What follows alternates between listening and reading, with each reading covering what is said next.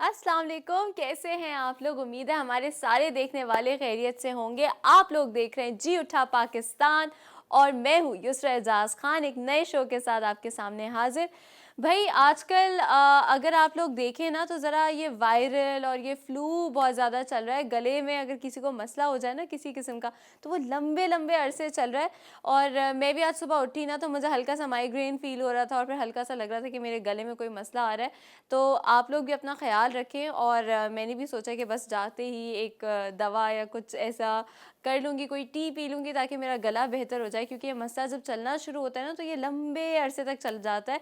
मैं जो लोगों के 2-2 हफ्ते तक गले ख़राब हुए हुए देखे हैं, तो ज़रा अपने आप को भी प्रोटेक्टेड रखें इस सीज़न से और दूसरों को भी प्रोटेक्टेड रखें, बच्चों को प्रोटेक्टेड रखें ताकि स्कूल जो है ना वो टाइम पर जा सके। उसी के साथ साथ भाई नए शो के साथ आपके सामने हाजिर हैं और इंट्रोड्यूस कराएंगे आपको हमारे आज के मेहमानों से भी।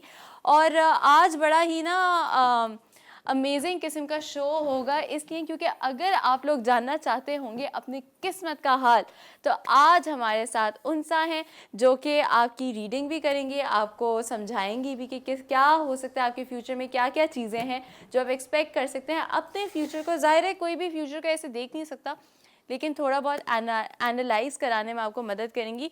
उसी के साथ हमारे पास एक बड़े ही नामवर एक्टिविस्ट हैं, एक पॉलिटिशियन है और बड़ी ही आजकल की जो पॉलिटिकल पार्टी पीटीआई से उनका ताल्लुक़ है।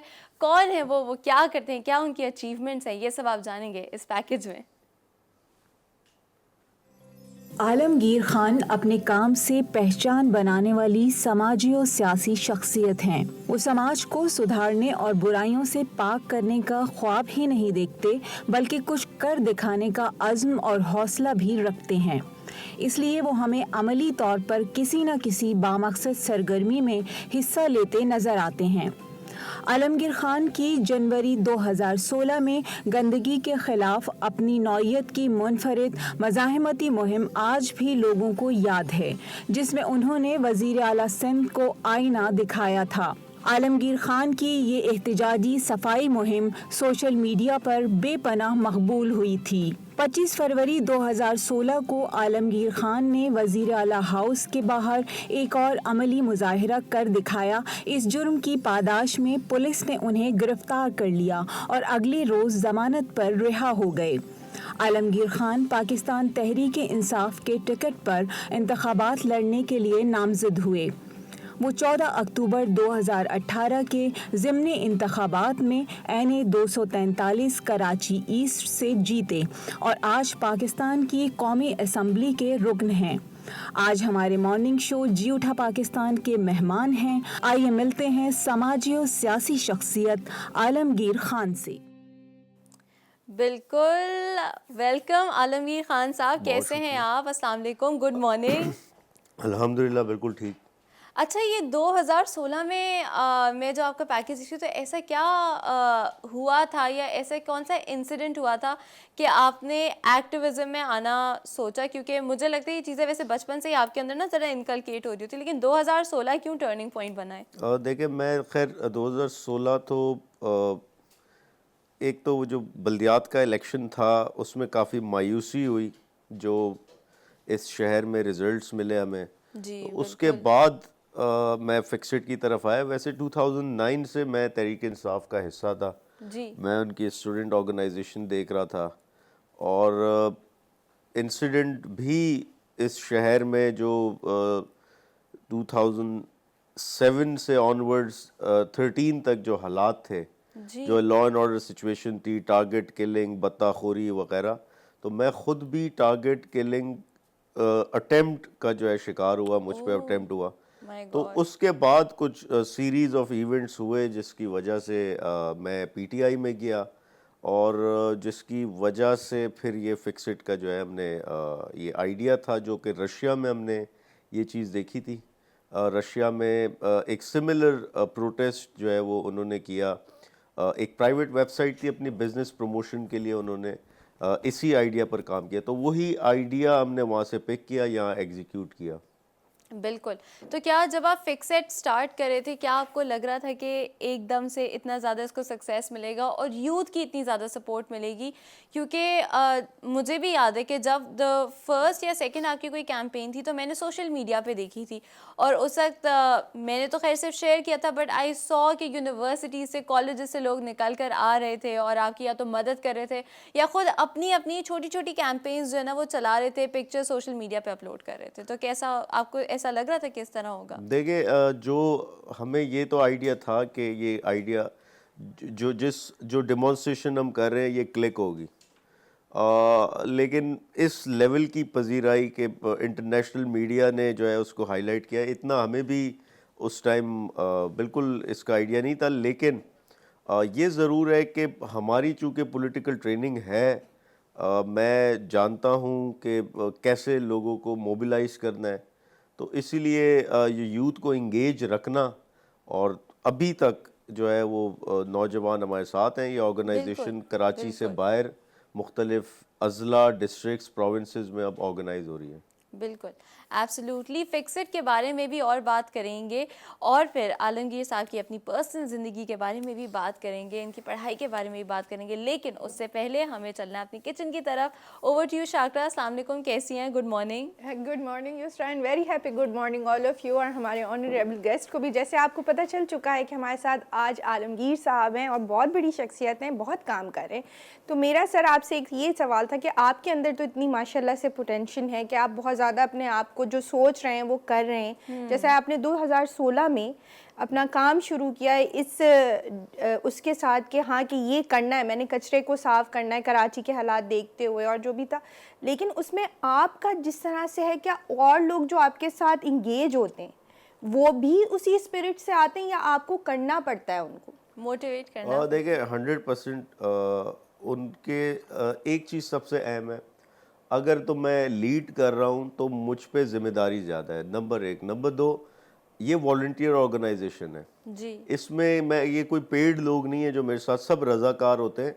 तो ज़रूरी है कि मैं खुद उनके साथ वहाँ एक मज़दूर के तौर पे काम बिल्कुल, करूँ। और फ्रंट पे मौजूद हो। यही उनकी मोटिवेशन है कि अगर ये कर रहा है तो हम क्यों नहीं।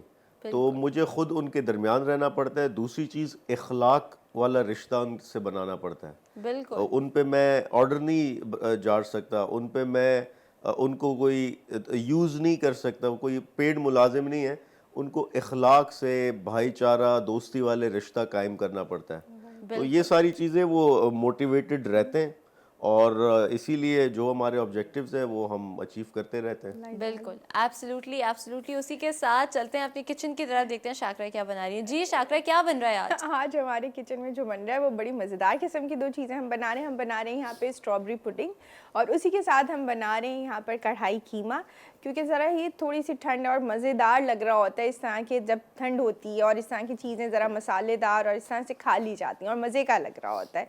और साथ साथ हमारे जो गेस्ट हैं उनसे भी बातचीत चलती होगी, लेकिन सबसे पहले हम आपके साथ शेयर करें अपनी रेसिपी, और जो है वो बना रहे हैं हम स्ट्रॉबेरी पुडिंग। उसके लिए आपको चाहिए स्ट्रॉबेरीज़। यहाँ पर मेरे पास 1 कप भर करें, तकरीबन 1 पाव मेरे पास यहाँ स्ट्रॉबेरीज़ हैं। उनको आपने बारीक बारीक काट लेना है और थोड़ी सी हम डेकोरेशन के लिए उसको रोक लेंगे। उसी के साथ आपने क्या करना है, मेरे पास 750 ml यहाँ पर मिल्क है, उसको हम गर्म करने रखेंगे। जब वो गर्म होगा तो उसके अंदर यहाँ पर मैंने 2 पैकेट्स रखे हैं, लेकिन मैं उसमें से सिर्फ एक ही पैकेट का इस्तेमाल कर रही हूँ कि बहुत ज़्यादा जिसे कहते हैं हार्ड ना हो जाए आपका पुडिंग।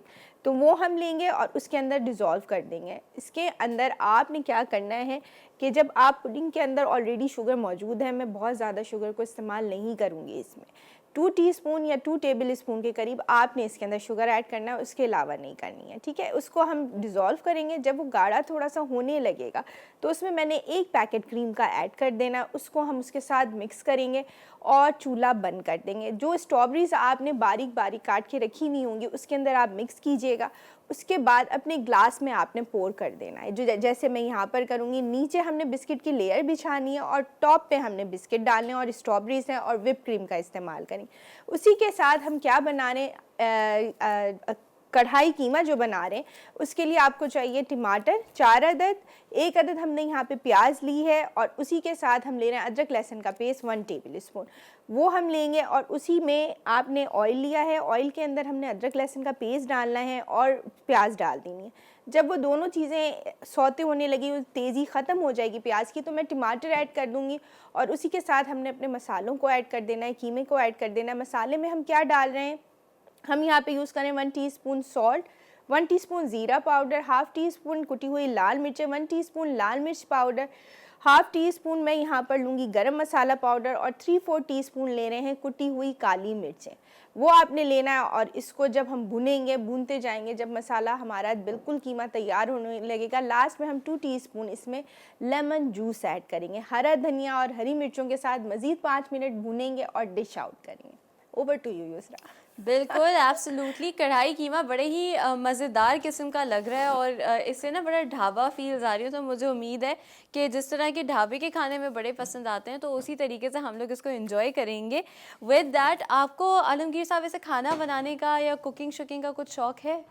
नहीं, शौक तो नहीं है लेकिन बनाता हूँ ज़रूरत के वक्त बना लेते हैं? ज़रूरत के वक्त। अच्छा, क्या ऐसा क्या अच्छा बना लेते हैं आप? कढ़ाई वगैरह और कढ़ाई नॉर्मली। अरे ज़बरदस्त, आज तो हमें आपको वहाँ खड़ा करना चाहिए था। बिल्कुल, उसी के साथ हमारे साथ उनसा हैं। अस्सलाम वालेकुम जी, कैसी हैं आप?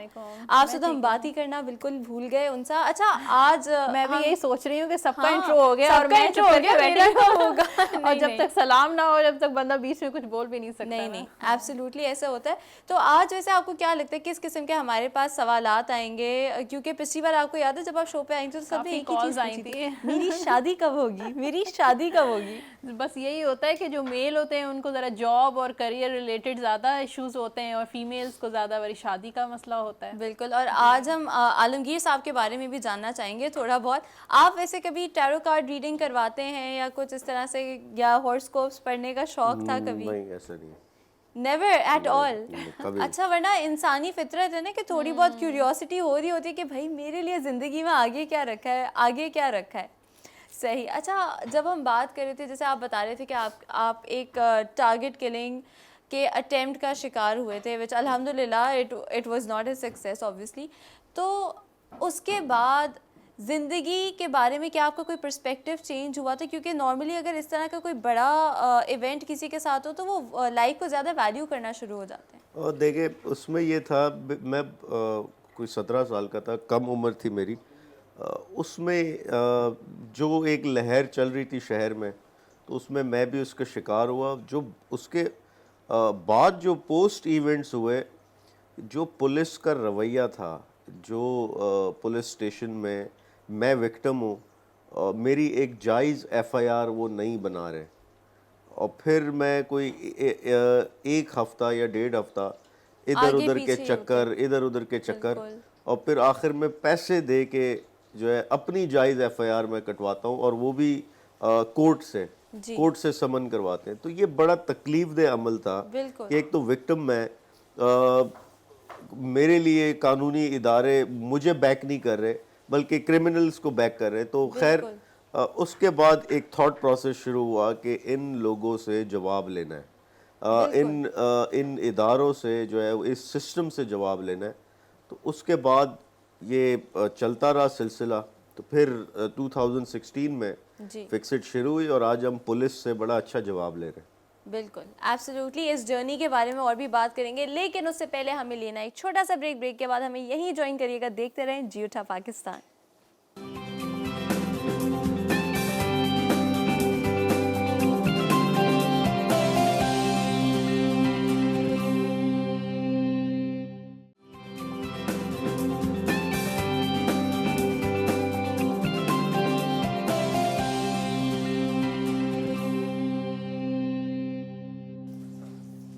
Welcome back after the break. आप लोग देख रहे हैं जी उठा पाकिस्तान। अगर आप हमें कॉल करना चाहते हैं, शो का हिस्सा बनना चाहते हैं तो ज़रूर कीजिए। सारे नंबर्स हमारी स्क्रीन पे डिस्प्ले हो रहे हैं and we are waiting for your calls. आज हमारे साथ उनसा भी हैं, तो किसी को अगर बात करनी है अपनी फ्यूचर के बारे में कुछ पूछना है, अपनी ज़िंदगी को थोड़ा सा एनालाइज करवाना है, थोड़ा पर्सपेक्टिव चाह रहे हैं, तो बिल्कुल उनसा से बात कर सकते हैं आप लोग। और इजी वर्ड्स में बता दें, किस्मत का हाल जानना है तो हाँ, किस्मत का हाल जानना है या शादी के बारे में पूछना है या कोई भी सवाल है, नौकरी के बारे में पूछना है, कुछ भी पूछ लें और उनसे आपको जो है ना अपनी तरफ से जवाब देंगे। उसी के साथ उनसे वी हैव अ कॉल। क्या बात है, शादी की बात की और कॉल्स आ गई। देखते हैं हमारे साथ कौन है। अस्सलाम वालेकुम। वालेकुम सर, कैसी हैं? याहिया बात कर रहा हूँ। बिल्कुल ठीक है, या आप कैसे हैं? देखिए, I will not ask about my marriage. मेरी तो शादी हो चुकी है काफी अर्से पहले। बहरहाल ये कि मैं आलमगीर साहब को बहुत सलाम पेश करना चाहूंगा। तो मैं इनका बहुत बड़ा फैन हूँ। और मैंने देखिए बात फर्क क्या है कि जो लोग बातें बनाते हैं, जो प्रैक्टिकल काम करते हैं ना, बड़ा फर्क नजर आता है। मैं आई सीन इन नॉर्थ आबाद, फील्ड एरिया, एवरीवेयर। इनकी गाड़ियां मैंने देखी हैं, पौधे लगाते हुए देखे हैं, काम करते हुए देखा है। लेकिन देखिए ये जो है ना, बड़ा करेज चाहिए इसके लिए। ये माशाल्लाह वेल टू डू आदमी है, लेकिन इन्होंने अपने आराम और चैन को छोड़कर लोगों ने इतना काम किया और इतना बड़ा एक जो इन्होंने एफर्ट की, जो एक इतना बड़ा स्टेप लिया, जो गवर्नर हाउस के सामने गए, वहां जाके उन्होंने जो एक उनको बताया कि लोग कितनी मुश्किल में है, उनको देखिए रियलाइज करवाना। जो लोग एक क्लास है ना, उनको रियलाइज कराना बहुत जरूरी है कि जो आम आदमी किस मुश्किल में जिंदगी गुजार है। तो ये बहुत बड़ा काम है। बातें बनाने से सिर्फ काम नहीं होता, प्रैक्टिकल काम करने से होता है। मेरा आलमगीर इनसे मेरा एक रिक्वेस्ट है, क्योंकि मैं बहुत खुद भी अक्सर रोड पे किसी इस तरह की चीजों को देखता हूँ तो रोकता हूँ। मेरा एक प्रैक्टिकल काम होता है जो मैं इंडिविजुअली करता हूँ। देखिए आलमगीर भाई, एक असल में एक प्रॉब्लम ये कि मैंने बहुत सारे आजकल एक छोटे ट्रक्स बने हैं दैट्सन और निशान पे, वो उन्होंने बना के बड़े बड़े लोहे के वो ले जाते हैं, पार्ट्स ले जाते हैं, वो डिसबैलेंस हो जाते हैं, उसके पीछे लाइट्स भी नहीं होती और कई बच्चे उससे टकरा के गिर चुके हैं और बहुत बड़े एक्सीडेंट हो सकता है। मैंने कई गाड़ियों को रुकवा के उनके चालान भी करवाए, लेकिन ये अभी भी गाड़ियां चल रही है और इतना खतरनाक है, इस पे कोई बोलने के लिए तैयार नहीं है। तो प्लीज इसको इशू को टेकअप करें, क्योंकि आपकी आवाज सुनी जाती है। कहाँ पर? इस्लामाबाद में। बिल्कुल, बहुत शुक्रिया याया आपकी कॉल का। टेक केयर, अल्लाह हाफिज़। अच्छा आलमगीर साहब, जैसे याया ने भी एक बड़ा ही प्रेसिंग इशू आपके सामने ला के उन्होंने दिया, तो काफ़ी सारे लोग इस तरह से आपको मिलते होंगे ऑन एंड ऑफ, तो वो इस तरह बात करते होंगे। कितनी ज़्यादा रिस्पॉन्सिबिलिटी का काम है, कैसा फिर फील होता है आपको? देखिए, यकीनन अल्लाह जब लोगों को आपसे जोड़ता है या लोगों की उम्मीद आपसे जोड़ता है, तो वो रिस्पॉन्सिबिलिटी तो आती है। बिल्कुल। और सिर्फ लोगों को सुनने में नहीं, बल्कि आपके एक एक अमल में जिम्मेदारी आती है। कोई भी अमल ऐसा ना हो जिससे लोगों की उम्मीद जो है वो टूटे या उसको ठेस पहुंचे। तो जिम्मेदारी तो है। और ये हकीकत है कि लोग हमसे एक्सपेक्ट बहुत ज़्यादा करते हैं। मैं आपको ऑन ईयर कह रहा हूँ, ऑनेस्टली कह रहा हूँ, अभी मैं उस लायक नहीं हूँ। मुझे थोड़ा वक्त लगेगा मज़ीद ऑर्गेनाइज होने में। ये जो सिर्फ 3 साल हुए फिक्सिट को, लोग हमसे वो एक्सपेक्ट कर रहे हैं कि जो रूलिंग सियासी जमातें होती है या जो बड़े लेवल की रिसोर्सफुल, जो हमारे रिसोर्सेज महदूद हैं। प्रॉब्लम सिर्फ ये है, अभी हमारा टोटल फोकस रिसोर्सेज की तरफ है। कैसे हम रिसोर्सेज को ज़्यादा से ज़्यादा अपनाएं और एक्सपेंड करें इसको। तो एक्सपेंशन तो हो रही है, लेकिन रिसोर्सेज लिमिटेड है इस वक्त, उस पर हम सारा ध्यान दे रहे हैं। और इंशाल्लाह ये मैं यकीन से कह रहा हूँ, ये यकीन है, बिलीव है कि फिक्सिट ने इस मुल्क की एक बहुत बड़ी फोर्स बनना है अनकरीब आने वाले टाइम में और पूरे पाकिस्तान में फैलेगी इंशाल्लाह इंशाल्लाह। उसी के साथ अगर हम थोड़ा आपके बचपन के बारे में बात करें या वालिदैन के बारे में बात करें, फैमिली बैकग्राउंड पे जाएं, तो आपके वालिदैन क्या करते थे और किस तरह का आपका रिलेशनशिप था उनके साथ? मेरे जो फैमिली बिजनेस है हमारा ऑटोमोबाइल का, हमारे 3S डीलरशिप है। और मैं ख़ुद अभी भी अब तो खैर मुझे सैलरी मिलती है नेशनल असेंबली से। वैसे मेरा पर्सनल कोई बिज़नेस वगैरह नहीं है, मैं पॉकेट मनी पे ही चलता था। और मेरा भाई जो है वो भी बिज़नेस में, तो वालिद साहब और भाई मुझे संभाल रहे। आई डोंट नो कब तक बर्दाश्त करेंगे। लेकिन अब यह है कि मैं नेशनल असेंबली की, लेकिन वो जो सैलरी मिलती है वो भी सारी अपनी कॉन्स्टिट्यूंसी में निकल जाती है। बिल्कुल। उनके कामों में अब मैं आपको मज़े की बात बताऊं कि जी। पिछले महीने जितनी सैलरी थी वो सिवरेज की फिक्सिंग में निकल गई सारी। क्या बात। यानी दोस्त मजाक करते हैं कि आपकी सारी तनख्वाह गटर में निकल गई। निकल गई। तो लोग आते, हालांकि ये एमएनए का काम नहीं है, लेकिन लोग आते हैं, वो शिकायत करते हैं, तो शिकायत का हल तो मैंने देना है। तो उस हल में जो है ये हमारे सारी तनख्वाह वगैरह, ये मैं इसलिए कह रहा हूँ क्योंकि एमएनए का काम है लेजिस्लेशन करना, जी। वो कानून साजी करता है। लेकिन यहाँ चूँकि इदारे अपना काम नहीं कर रहे तो लोग हमसे उम्मीद जोड़ लेते हैं और हमने इदारों को शर्म दिलाने के लिए ये काम करना पड़ता है। बिल्कुल तो बिल्कुल। ये मैं किसी पे एहसान नहीं कर रहा कि मैं ये जताऊं कि मैं अपनी तनख्वाह इस पे इस्तेमाल कर रहा हूँ। ये मैं इसलिए कह रहा हूँ कि इदारे काम नहीं कर रहे तो मजबूरन हमें करना पड़ रहा है। नहीं बिल्कुल, एंड जो आप जिस तरह से आप काम कर रहे हैं इट्स वेरी इंस्पायरिंग, और जितने लोग देख रहे होंगे वो आज फ़ख्र कर रहे होंगे कि ऐसे भी लोग हैं दुनिया में जो इतने एल्ट्रुइस्टिक होते हैं। अच्छा, तो वालिदैन जैसे आपके डैड के, जैसे आप बता रहे हैं कि एक इस्टेब्लिश्ड बिजनेस था, जब कोई बाप बिजनेसमैन हो ना और उसके बेटे हों तो एक्सपेक्टेशन होती है कि बस अब मेरे बेटे होंगे और फिर मैं एक ब्रांच यहाँ पे खोलूँगा, जो भी काम करें, जैसे ऑटोमोबाइल बिजनेस है, एक यहाँ पर, एक हमें एक्सपैंड करेंगे और कहीं और चले जाएंगे और एक बेटा संभालेगा। तो इस तरह की यकीनन एक्सपेक्टेशन होगी आपकी फैमिली की आपसे। तो जब थोड़ा बहुत उनको पता चला कि नहीं ये तो इस बात पे आलमगीर तो नहीं जाएगा, तो कैसा उनका रिएक्शन था, क्या उन्होंने कहा था? इसमें ये था कि एंटर करने के बाद मैं ये चाहता था कि मैं आईआर पढूं, सीएसएस की तरफ जाऊं, पुलिस में जाऊं, डंडा हो हाथ में कुछ करूं वगैरह। तो खैर, लेकिन वालिद साहब चाहते थे मैं एमबीए बीबीए करूं और मैं फिर उन्हीं की ख्वाहिश के मुताबिक चला। लेकिन एमबीए के साथ साथ मैं एक पॉलिटिकल पार्टी में चले गया और उनकी परमिशन से ही गया, और फिर ये फिक्सिड भी शुरू हो गई। तो लिहाजा जो आप में जो भी जर्म्स होते हैं वो कहीं ना कहीं निकल कर मैं आते भी ये हैं। कहने वाली थी। तो वो एमबीए वहीं का वहीं रह गया, वो बिज़नेस वहीं का वहीं रह गया। मैंने बिज़नेस शुरू करने की एक वेबसाइट वगैरह बनाई थी हमने बिज़नेस पॉइंट ऑफ व्यू से, बट फिक्सिड से 1 महीना पहले वो वेबसाइट भी वहीं की वहीं रह गई, इन्वेस्टमेंट भी वहीं की वहीं रह गई। अब टोटली फिक्सिड, और जो ये मेरी कॉन्स्टिट्यूंसी की ज़िम्मेदारी है, मैं इसी से जुड़ा हूँ, इसके अलावा और कोई काम नहीं मुझे। अच्छा, तो जो आपकी जैसे मुस्टैश है वो आपका एक सिग्नेचर स्टाइल है, तो क्या आपने ये तब सोचा था कि मैं पुलिस में जाऊंगा? क्योंकि रिसेंटली मेरा आईडी कार्ड घुमा तो मेरा जाना हुआ है पुलिस स्टेशन, मैंने जितने भी वहाँ पे ऑफिसर्स या जो भी काम कर रहे थे देखा, उनकी मुस्टैशेस थी, दाढ़ियाँ वाड़ियाँ इतनी नहीं देखी। तो मैंने एक चीज़ ही नोटिस की, फिर आपने जब बोला तो मुझे वो क्लिक किया। तो क्या आपने ये सोचा हुआ था नहीं, इनका बस पेट मेरा कितना था? सिग्नेचर स्टाइल होगा? खैर ऐसा नहीं है। ये जो मुस्टैच वगैरह है ये एक्चुअली हमारी फैमिली में है, मेरे ग्रैंडफादर वगैरह उनसे एक चीज़ इनहेरिट की है, बाकी ऐसा कुछ नहीं है। अच्छा। हाँ। नहीं, एंड इट सूट्स यू, क्योंकि ये जिस तरह की है वो ज़्यादातर लोगों को सूट नहीं कर रही होती और आपको सूट करती है, तो वेरी नाइस।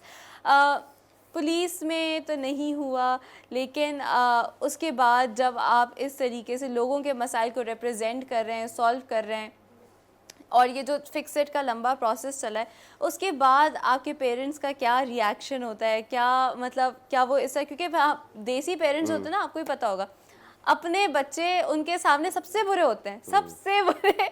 मेरी भी अगर पेरेंट्स तारीफ कब करेंगे? जब हम सामने नहीं होंगे और वो अपने दोस्तों के साथ होंगे, तब बड़ा ब्रैग करेंगे, मेरी बेटी तो ये करती है, मेरा बेटा तो ये करता है। आपके साथ कुछ ऐसा होता है?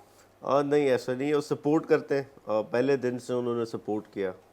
और अब तो ये है कि वो चूँकि एक चीज़ होती थी कि पहले मैं कुछ कमा नहीं रहा था वगैरह वगैरह, लेकिन अब अल्हम्दुलिल्लाह जो सैलरी वगैरह आती है तो उनको ये होता है कि इसका पेट्रोल का ख़र्चा, इसका At खाने least पीने पेट्रोल कहीं का कुछ खर्चा स्टेबल निकल हो गया। जाएगा।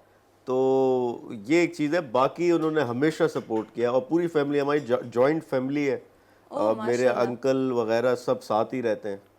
मेरे कज़न, तो पूरी बड़ी फैमिली अल्हम्दुलिल्लाह सब सपोर्ट करते हैं। माशाल्लाह माशाल्लाह, that's really nice to here.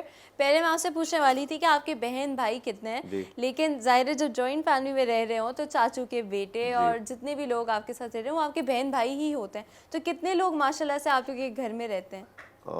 गिनने पड़ेंगे मुझे, लेकिन कोई है तो दैट्स लाइक 3-4 25-30 लोग फैमिलीज होंगे। रहती हैं साथ। जी जी जी। माशाल्लाह। तो सुबह जब ऑफिस का टाइम होता है और लोगों ने उठना होता होगा तो बड़ा कमोशन होता होगा, क्योंकि मेरी नानी ननियाल में पहले जॉइंट फैमिली में रहते थे, तो मुझे याद है कि लोग मैंने तो वो टाइम इतना नहीं देखा, लेकिन वो बताते हैं बाथरूम में कोई ज़्यादा लंबा घुसा हुआ है तो लड़ाई हो रही है, भाई बाहर निकलो मुझे जाना है, इस तरह का कुछ होता है? आजकल तो अटैच बाथरूम्स हो गए हैं, वो वाली सिचुएशन वो वाली सिचुएशन नहीं है, लेकिन जब 25 लोग रह रहे हो तो इस तरह तो होता होगा। किचन में बड़ा किचन में हंगामा होता होता होगा, किचन में होता होगा। नहीं, ऐसा तो कुछ ऐसा नहीं है। नहीं, सब टाइमली मैनेज हो हाँ, जाता है। अल्हम्दुलिल्लाह। वेरी नाइस, क्या बात है। अच्छा उनसा आप बताएं, जैसा मैं देसी पेरेंट्स के बारे में बात कर रही थी कि वो सामने इतनी तारीफ़ें नहीं करते, पीछे अपने फ्रेंड्स के साथ करते हैं, आप करते हैं अपने बच्चों के साथ? ऐसे ही बिल्कुल है कि क्योंकि वो फिर और ज़्यादा वो बिगड़ जाते हैं ना, तो लेकिन उनकी हौसला अफजाई भी करनी चाहिए। अगर वो कुछ अचीव करते हैं या कोई अच्छा काम करते हैं तो उनकी हौसला अफजाई भी करनी चाहिए। बिल्कुल बिल्कुल, दोनों चीज़ों को बैलेंस रखना बैलेंस करना चाहिए। बिल्कुल। अच्छा बचपन में आप वैसे कैसे थे? आप शरारती थे या एक तो मैंने देखा जिन लोगों में एक्टिविज्म होती है ना कि speaking out for someone's rights और देयर ओन राइट्स, तो वो बचपन में भी ऐसे ही होते हैं कि कुछ गलत हो रहा हो तो फ़ौरन बोलते हैं, क्या ऐसे थे या शरारती थे? मैं ऐसा तो खैर नहीं था कि मैं बचपन से एक्टिविस्ट था। शरारत करते थे छोटी मोटी, और मैं अब क्या बयान करूं मैं कैसा था, लेकिन ठीक था। मुझे लगता है आपके वालिदैन को बुलाना चाहिए था, ये हाँ, वो सवाल का बेहतर बेहतर बता जवाब सकते हैं। देते। वो बेहतर बता सकते हैं। लेकिन बाकी एक्टिविज़्म एज सच नहीं थी उस वक्त कि मैं कोई हकूक़ की लड़ाई लड़ रहा था उस वक्त। बस अपनी पढ़ाई कर रहा था और छोटी मोटी शरारत होती थी। सही, बिल्कुल। कोई शरारत का आपसे किस्सा भी सुनेंगे, लेकिन with that we have a call. Let's see हमें शो पे किसने ज्वाइन किया। अस्सलाम वालेकुम। वालेकुम अस्सलाम, रियाज खान बोल रहा हूँ, मॉडल कॉलोनी कराची से। जी रियाज खान साहब, क्या कहना चाहेंगे, कैसे हैं आप? अल्लाह का शुक्र है, आप लोग खुश रहें, इसी तरीके से हंसते बहुत मुस्कुराते शुक्रिया, रहें। बहुत शुक्रिया। और ये जो मिस बैठी हैं, इनसे जरा अपने किस्मत का हाल पूछेंगे या जरा बताएंगी कि आप अपना नाम बता दें और सवाल बताएं, क्या पूछना चाह रहे हैं? मेरा नाम रियाज खान है और मैं मॉडल कॉलोनी कराची से मेरा ताल्लुक है, पख्तून फैमिली से मेरा ताल्लुक है, मलकन एजेंसी से। मेरे बारे में ज़रा सा किस्मत का आगे के ये जो 2019 है ये कैसा रहेगा, इसके बारे में ज़रा सा डिटेल दें। ठीक है जी, आप शो देखते रहें, आपको ऑन एयर डिटेल देते हैं। Okay, take care, thank you for calling us, अल्लाह हाफिज़। जी उनसा, कैसा रहेगा 2019? मेरे ख्याल से न्यू ईयर्स के करीब सबको ये बहुत सवाल बहुत होता है कि हमारे लिए ये साल कैसा रहेगा या हमारी जॉब के लिए ये साल कैसा रहेगा। लेकिन आज इन्होंने न्यू ईयर्स तो गुजर गए, लेकिन आप पूछा तो बिल्कुल उनसा बताएंगी। और फिलहाल तो कार्ड शफल हो रहे हैं। अच्छा, कार्ड शफल हो गए हैं और निकल रहे हैं। हैं, और मुझे इनके फाइनेंशियल इश्यूज काफ़ी नज़र आ रहे हैं और काफ़ी टाइम से जो है ना ये स्ट्रगल कर रहे हैं, और किंग ऑफ सोर्ड इनके लिए आया है, मुश्किलात का शिकार हैं। लेकिन अगले जैसे इस साल के आखिर में कोई चीज़ इनको बिज़नेस या इनका जो जॉब है उसमें से जो भी इन्होंने स्ट्रगल की है उनका फल मिलेगा। सही। और इनकी लाइफ में कोई लेडी भी नज़र आ रही हैं, अच्छा, जो एक्सपेक्टेड हैं, या अगर वो आ चुकी हैं तो कोई फैमिली में ग्रोथ नज़र आ रही है, मतलब मज़ीद और फैमिली इंक्रीज़ होने का है नज़र आ रहा है मुझे। और फाइनेंशियल इश्यूज जो हैं इनके जो टाइम से चल रहे हैं, इनको बैलेंस करने की ज़रूरत है, और काफ़ी जजमेंटल हो जाते हैं, बहुत सारे चीज़ों को डिसाइड नहीं कर पाते हैं। उनमें ये नेगेटिव चीज़ है कि वो बैलेंस नहीं करते हैं अपने फाइनेंशियल इश्यूज को, जजमेंटल बहुत ज़्यादा होते हैं, सोचते बहुत ज़्यादा हैं। हाँ बिल्कुल। तो ये आपकी रीडिंग थी रियाज खान साहब। उम्मीद है कि आपको जो है वो अब जो है थोड़ा बहुत पर्सपेक्टिव मिला होगा। अच्छा, ये जो आप नाम जैसे पूछती हैं तो नाम का क्या लिंक होता है जब आप नाम कार्ड की पिक कर रही होती एनर्जी हैं? से रीडिंग होती है। अच्छा, जी, तो क्या आप जैसे नाम चैंट astrology- कर रही होती हैं कार्ड्स पिक करते नहीं, हुए? फोकस करते हैं, नाम जिनका आता है उस पर फोकस करते हैं, उसकी एनर्जी फिर खुद ब खुद कार्ड्स में जाती है और उन्हीं की रीडिंग आती है। अच्छा, हाँ, जैसे क्योंकि मैंने ये astrology तो में सुना है होता कि है ना टैरो कि कार्ड्स की अपनी भी एनर्जी होती है, जी अगर ऐसे जी, पढ़े भी हैं तो हाँ, उनकी अपनी एक्चुअली एनर्जी जो होती भी क्वेश्चन करेगा उसकी एनर्जी टैरो कार्ड से कनेक्ट होगी तो फिर आपकी रीडिंग आएगी। जैसे एस्ट्रोलॉजी में date of birth, time of birth, इस तरह पूरी डिटेल बिल्कुल। ली जाती है। तो टैरो कार्ड्स में नाम और क्वेश्चन होना लाजमी है। बिल्कुल बिल्कुल। अच्छा आलमगीर साहब, अगर तालीम के हवाले से बात करें तो ये तो मुझे पता है कि आपने ज़ैबिस से बीबीए करना स्टार्ट किया था, इवेंचुअली आप केयू मूव हो गए थे और फिर केयू इस्लामाबाद से आपने शायद अपना मास्टर्स IU, प्रोग्राम इकरा यूनिवर्सिटी। इकरा यूनिवर्सिटी इस्लामाबाद से आपने अपना मास्टर्स किया। लेकिन स्कूल लाइफ कहाँ से, स्कूल कहाँ से पढ़ा, कॉलेज कहाँ से किया, इसके बारे में हमें बताएं। मैं शाहीन पब्लिक स्कूल से मैट्रिक किया, उसके बाद बैरिया कॉलेज से मैंने इंटर किया, फिर मैं बीबीए के लिए ज़ैबिस गया। हाँ, ये क्या कहानी हुई थी कि बीबीए के लिए ज़ैबिस गए तो उसके बाद ये आपने शिफ्ट कैसे किया? हाँ, वो हुआ ये कि जो ज़ैबिस का अपना बीबीए का प्रोग्राम था, जी तो उसमें मैंने अप्लाई किया, मैं फ़ेल हो गया। फिर बीए बीएस उनका एक एक्सटर्नल प्रोग्राम था जी जी जो बायर न्यूपोर्ट एक यूनिवर्सिटी ऑफ वेल्स से एफिलिएटेड था। जी। तो उसमें कोई टेस्ट नहीं था, इंटरव्यू बेस्ड एंट्री थी। तो इंटरव्यू दे के मुझे उन्होंने ले लिया, 2 साल वहाँ पढ़ा। फिर चूंकि मैंने बाहर नहीं जाना था, उसका ये प्रोग्राम का ये था हाँ, 3 थर्ड years ईयर के बाद आपको यूनिवर्सिटी ऑफ बाहर से, वेल्स जाना होता था, तो बिल्कुल। मैं बाहर नहीं जाना था। अगेन मैंने ज़ैबिस में अप्लाई किया, फिर से फेलियर हुआ। फिर मैं इकरा यूनिवर्सिटी आया। फिर आपने कहा ज़ैबिस मेरे लिए नहीं है। सही। तो और भी यूनिवर्सिटीज़ में अप्लाई किया, लेकिन इकरा यूनिवर्सिटी अपनाती है हम जैसे स्टूडेंट्स को। अच्छा, बचपन की आप मुझे बताएं कोई ऐसी शरारत हो या कुछ ऐसा जो आपको किस्सा याद हो जिस पे आपको बड़ी डांट पिटी हो बाद में? कुछ तो होगा। लोग बेल बजा के भागते हैं और पता नहीं क्या क्या। आजकल के तो बच्चे बहुत ज़्यादा शरारती हैं, हम अपने आप को शायद उससे उनसे कंपेयर नहीं कर सकते, लेकिन फिर भी कुछ तो होगा। नहीं, ऐसे तो ऐसा सच नहीं है कोई कि मुझे बहुत ज़्यादा डांट पड़ी हो। ये होता था कि हम लेकिन वो एक टीन एज वाली उम्र थी कि दोस्तों की रेबल अगर बन कोई जाते हैं ना उस वक्त, सब रेबल बन जाते हैं उस वक्त। कोई लड़ाई वड़ाई होती तो उसमें दोस्तों के लिए लड़ाई वगैरह में हम पार्टिसिपेट करते थे। तो अच्छा, तो आप वो वाले जो बॉयज होते हैं जो लड़ाई कर रहे होते हैं, जो कि कहते हैं तुम रुक जाओ जरा, मैं अपने बॉयज लेकर सफर करो, आप वैसे होते थे? तो उसमें डांट पड़ती थी, लेकिन और कोई इतनी ऐसी कोई शरारत नहीं की कि बहुत डांट पड़ी। अच्छा, तो एंड में क्या कॉम्प्रो हो जाता था या? जाहिर है कोई कत्लो गारत थोड़ी करनी थी। सही सही।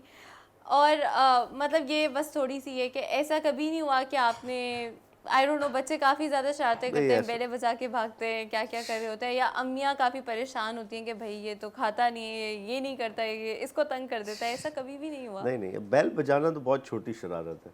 हाँ सही बात है। अच्छा, पढ़ाई के दौरान आपका इंटरेस्ट किन चीज़ों में था? क्या similar to what you doing right now, या उस वक्त आपको बिल्कुल ही डिफरेंट विजन था दिमाग में कि भाई मैंने तो बिल्कुल ही कुछ हटके करना है? यकीनन इंटरेस्ट यही था पब्लिक अफेयर्स में और पब्लिक इश्यूज, और दिलचस्पी इसी में रही। इसीलिए मैं एवरेज स्टूडेंट था। मैं सिर्फ इतना ही पढ़ता था कि बस जितनी ज़रूरत है, जितनी ज़रूरत है मैं कि भी पास हो इतनी जाऊं। पढ़ती जितनी हाँ, ज़रूरत होती थी। तो वो इसलिए क्योंकि इंटरेस्ट नहीं था इन चीज़ों पे, इंटरेस्ट कहीं और था। तो बेहतर यही होता है कि कोई भी आप वही पढ़ाई करें जिसमें आपका दिल लगे, जिसमें आपका इंटरेस्ट हो। जो 3 इडियट कॉन्सेप्ट है, तो वो उसमें तरक्की भी आपकी उसी हिसाब से होनी है। तो यहाँ मेरा बिल्कुल दिल नहीं लगता था बीबीए एमबीए में। अच्छा, तो कभी जैसे बचपन में when you were like 7, 8, 9 years old, तो बच्चों को क्रिकेट खेलने का, कोई गेम्स खेलने का बहुत शौक होता है, तो स्पोर्ट्स में आपको क्या पसंद था, या बस ये जो गलियों में मैचेस खेलते हैं बस वहीं तक था? वही गली वाले मैच थे और क्रिकेट का मुझे शौक था। तो कभी ये नहीं सोचा था कि मैं तो बड़ा होकर क्रिकेटर बनूंगा? क्रिकेट यकीनन इस लेवल का शौक था, लेकिन मैंने इतनी मेहनत नहीं की उसमें, क्रिकेट में। मैं मतलब अगर मेहनत, ये ख्वाहिश थी कि क्रिकेट में आगे जाऊं, लेकिन मेहनत नहीं की मैंने उस हिसाब से। और आज जब आप देखते हैं पीछे, तो ऐसे आप सोचते हैं कि शायद तब मैं कुछ कर लेता तो फिर आज मैं पीएसएल में होता या फलाने मैचेस में खेल रहा होता? हकीकत बताऊं आपको, टीवी पे मैं जब भी मैच देखता हूं तो ये दिल में एक होता है कि अगर उस टाइम मैं करता तो शायद आज मैं इधर ये जो आउट हुआ है शायद ये आउट ना होता। हाँ, ये क्योंकि जिन लोगों को क्रिकेट खेलने का बड़ा शौक होता है ना, वो फिर ऐसे सोच होते हैं, मैचेस को एनालाइज कर होते हैं कि ये गिर गया इसके हाथ से, ये कैच गिर गया, मैं होता तो फौरन कर लेता। तो बिल्कुल ये रह जाता है। उसके अलावा, क्रिकेट के अलावा कोई और स्पोर्ट्स जिसके बारे में आप पैशनेट थे? क्योंकि देखिए क्रिकेट तो ना मुझे लगता है कि हम सबको हमारे ब्लड में इंजेक्टेड ही मिलता है जब हम पैदा होते हैं, क्योंकि शुरू से हमें बता रहे होते हैं क्रिकेट क्रिकेट क्रिकेट क्रिकेट। लेकिन उसके अलावा कुछ फुटबॉल या कुछ इस तरह उसके के? अलावा नहीं, फुटबॉल में मेरा कोई इंटरेस्ट नहीं था।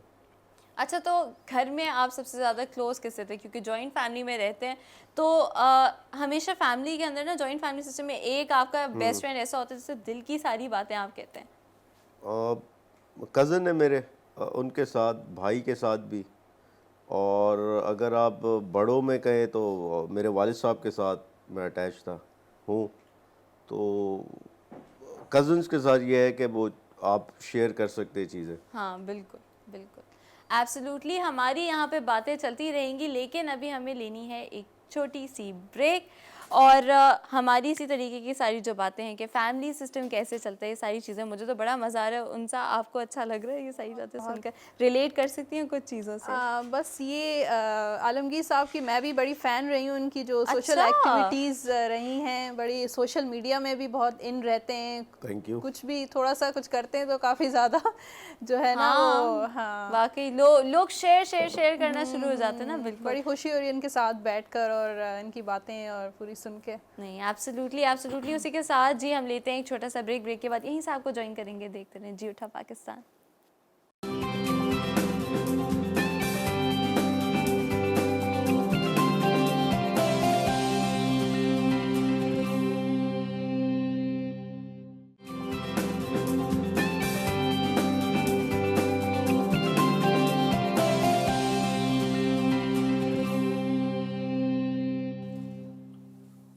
Welcome back after the break. आप लोग देख रहे हैं जी उठा पाकिस्तान। अगर आप हमें कॉल करना चाहते हैं, शो का हिस्सा बनना चाहते हैं, तो ज़रूर कीजिए। सारे नंबर्स हमारी स्क्रीन पे डिस्प्ले हो रहे हैं और हम आपकी कॉल्स का इंतज़ार कर रहे हैं। आज हमारे साथ उनसा हैं जो कि आपके बता सकते हैं आपकी किस्मत का हाल। उसके अलावा हमारे पास वेरी इंस्पिरेशनल आलमगीर साहब हैं, जिनसे आप फिक्सड के बारे में भी बात कर सकते हैं, और दूसरी भी जो जिस तरह की उनकी कैंपेन्स चल रही हैं उसके बारे में कुछ पूछ सकते हैं, कैसे आपको हिस्सा बनना है वो भी आप बात कर सकते हैं, या वैसे ही उनकी उनके बारे में आप लोग कुछ बता सकते हैं। बड़े ही वैसे आप लोगों के साथ बड़े अटैच्ड हैं, बल्कि बिफोर आप शो पर आ रहे थे तो मैं ज़रा सा फिक्सड का पेज वगैरह देख रही थी, आपका पेज देख रही थी, तो आपको most interactive M&A of Pakistan बोला है लोगों ने, या easily approachable M&A of Pakistan. तो कैसा लगता है जब लोगों से इस तरह की फीडबैक आती है? और देखें, ये हमारे यहाँ ये कोई बहुत बड़ी बात है, ये होनी नहीं चाहिए यहाँ। ये मतलब मैं इलेक्शन जीतने के बाद लोगों से मिला, या इलेक्शन कैंपेन में भी सबसे बड़ा एक शिकवा रहता लोगों को कि आप जीतने के बाद गायब हो जाएंगे, आप इस्लामाबाद बैठ जाएंगे जाके। तो इस चीज़ को ख़त्म करने के लिए मैं ख़ुद, एक तो जो हमारा ऑफिस है वहाँ मैं बैठता हूँ, लोग आते हैं मिलते हैं, प्लस अब हमने एक मोबाइल कंप्लेंट सेल बनाया है, कंटेनर में एक कंप्लेंट सेल बनाया है जो कि मूव करेगा पूरे हलके में, और कोशिश रहेगी मैं ख़ुद उसमें बैठूं लोगों की कंप्लेंट्स और लोगों से इंटरेक्ट करने के लिए। बिल्कुल। तो सबसे अहम चीज़ ये कि लोगों को ये पता हो कि मेरा MNA या MPA जो भी वो हमारे दरमियान है, और हमारी नुमाइंदगी करेगा। बहुत सी चीज़ें जो मेरे दायरे कार या मेरे इख्तियार में नहीं है, इदारे मेरे अंडर नहीं है, क्योंकि हम वफाक में बैठे हैं या सूबे में दूसरी सियासी जमात है, बल्दियात में एक और सियासी जमात है, जी, हम बीच बिल्कुल। में फंसे हुए हैं। तो लेकिन लोग हमसे एक्सपेक्ट करते हैं कि ये अगर इसके इख्तियार में नहीं तो ये लड़े हमारे लिए, ये हमारी नुमाइंदगी करे और हमारे हकूक़ के लिए लड़े। बिल्कुल। तो वो लड़ाई हम लड़ेंगे इंशाल्लाह। बिल्कुल, इंशाल्लाह इंशाल्लाह। उसी के साथ जी हमारे पास है एक कॉल, देखते हैं हमें शो पे किसने ज्वाइन किया। अस्सलाम वालेकुम। हेलो, अस्सलाम वालेकुम। वालेकुम अस्सलाम। कौन बात कर रहे हैं, कहाँ से? मैं कुरतलैन बात कर रही हूँ, रहीमिया खान से। जी कुरतलैन, क्या कहना चाहेंगी? मैंने आपका शो देखा, आपकी होस्टिंग माशाल्लाह बहुत प्यारी है। बहुत और अच्छा शुक्रिया। होस्ट कर रही हैं आप शो। बहुत शुक्रिया। कुछ पूछना चाहेंगी उनसा से, कुछ पूछना मैंने चाहेंगी, किस्मत का अपने हाल फ्यूचर जानना के बारे में चाहेंगी? पता करना था कि ये वाला साल मेरे लिए कैसा रहेगा। ठीक है जी, उनसा आप जल्दी से उनको बताएं। अच्छा पूरा नाम बता दें आप अपना। कुरतुलैन बताया मैंने। कुरतलैन। अच्छा फुल नेम नहीं चाहिए होता? बस ठीक है। फर्स्ट नेम भी ठीक है भाई, उनसा एक्सपर्ट है। ठीक है ठीक है, बिल्कुल आप शो देखती रहें और आपको हम ऑन एयर बताते हैं। उसी के साथ एक और कॉल लेते हैं एक और कॉल, देखते हैं हमारे साथ कौन है। हेलो अस्सलाम वालेकुम। वालेकुम सलाम जी कौन बात कर रहा है, कहाँ से? मैं कराची से बात कर रहा हूँ, मोहम्मद आफ्ताब खान। जी मोहम्मद आफ्ताब साहब, क्या कहना चाहेंगे?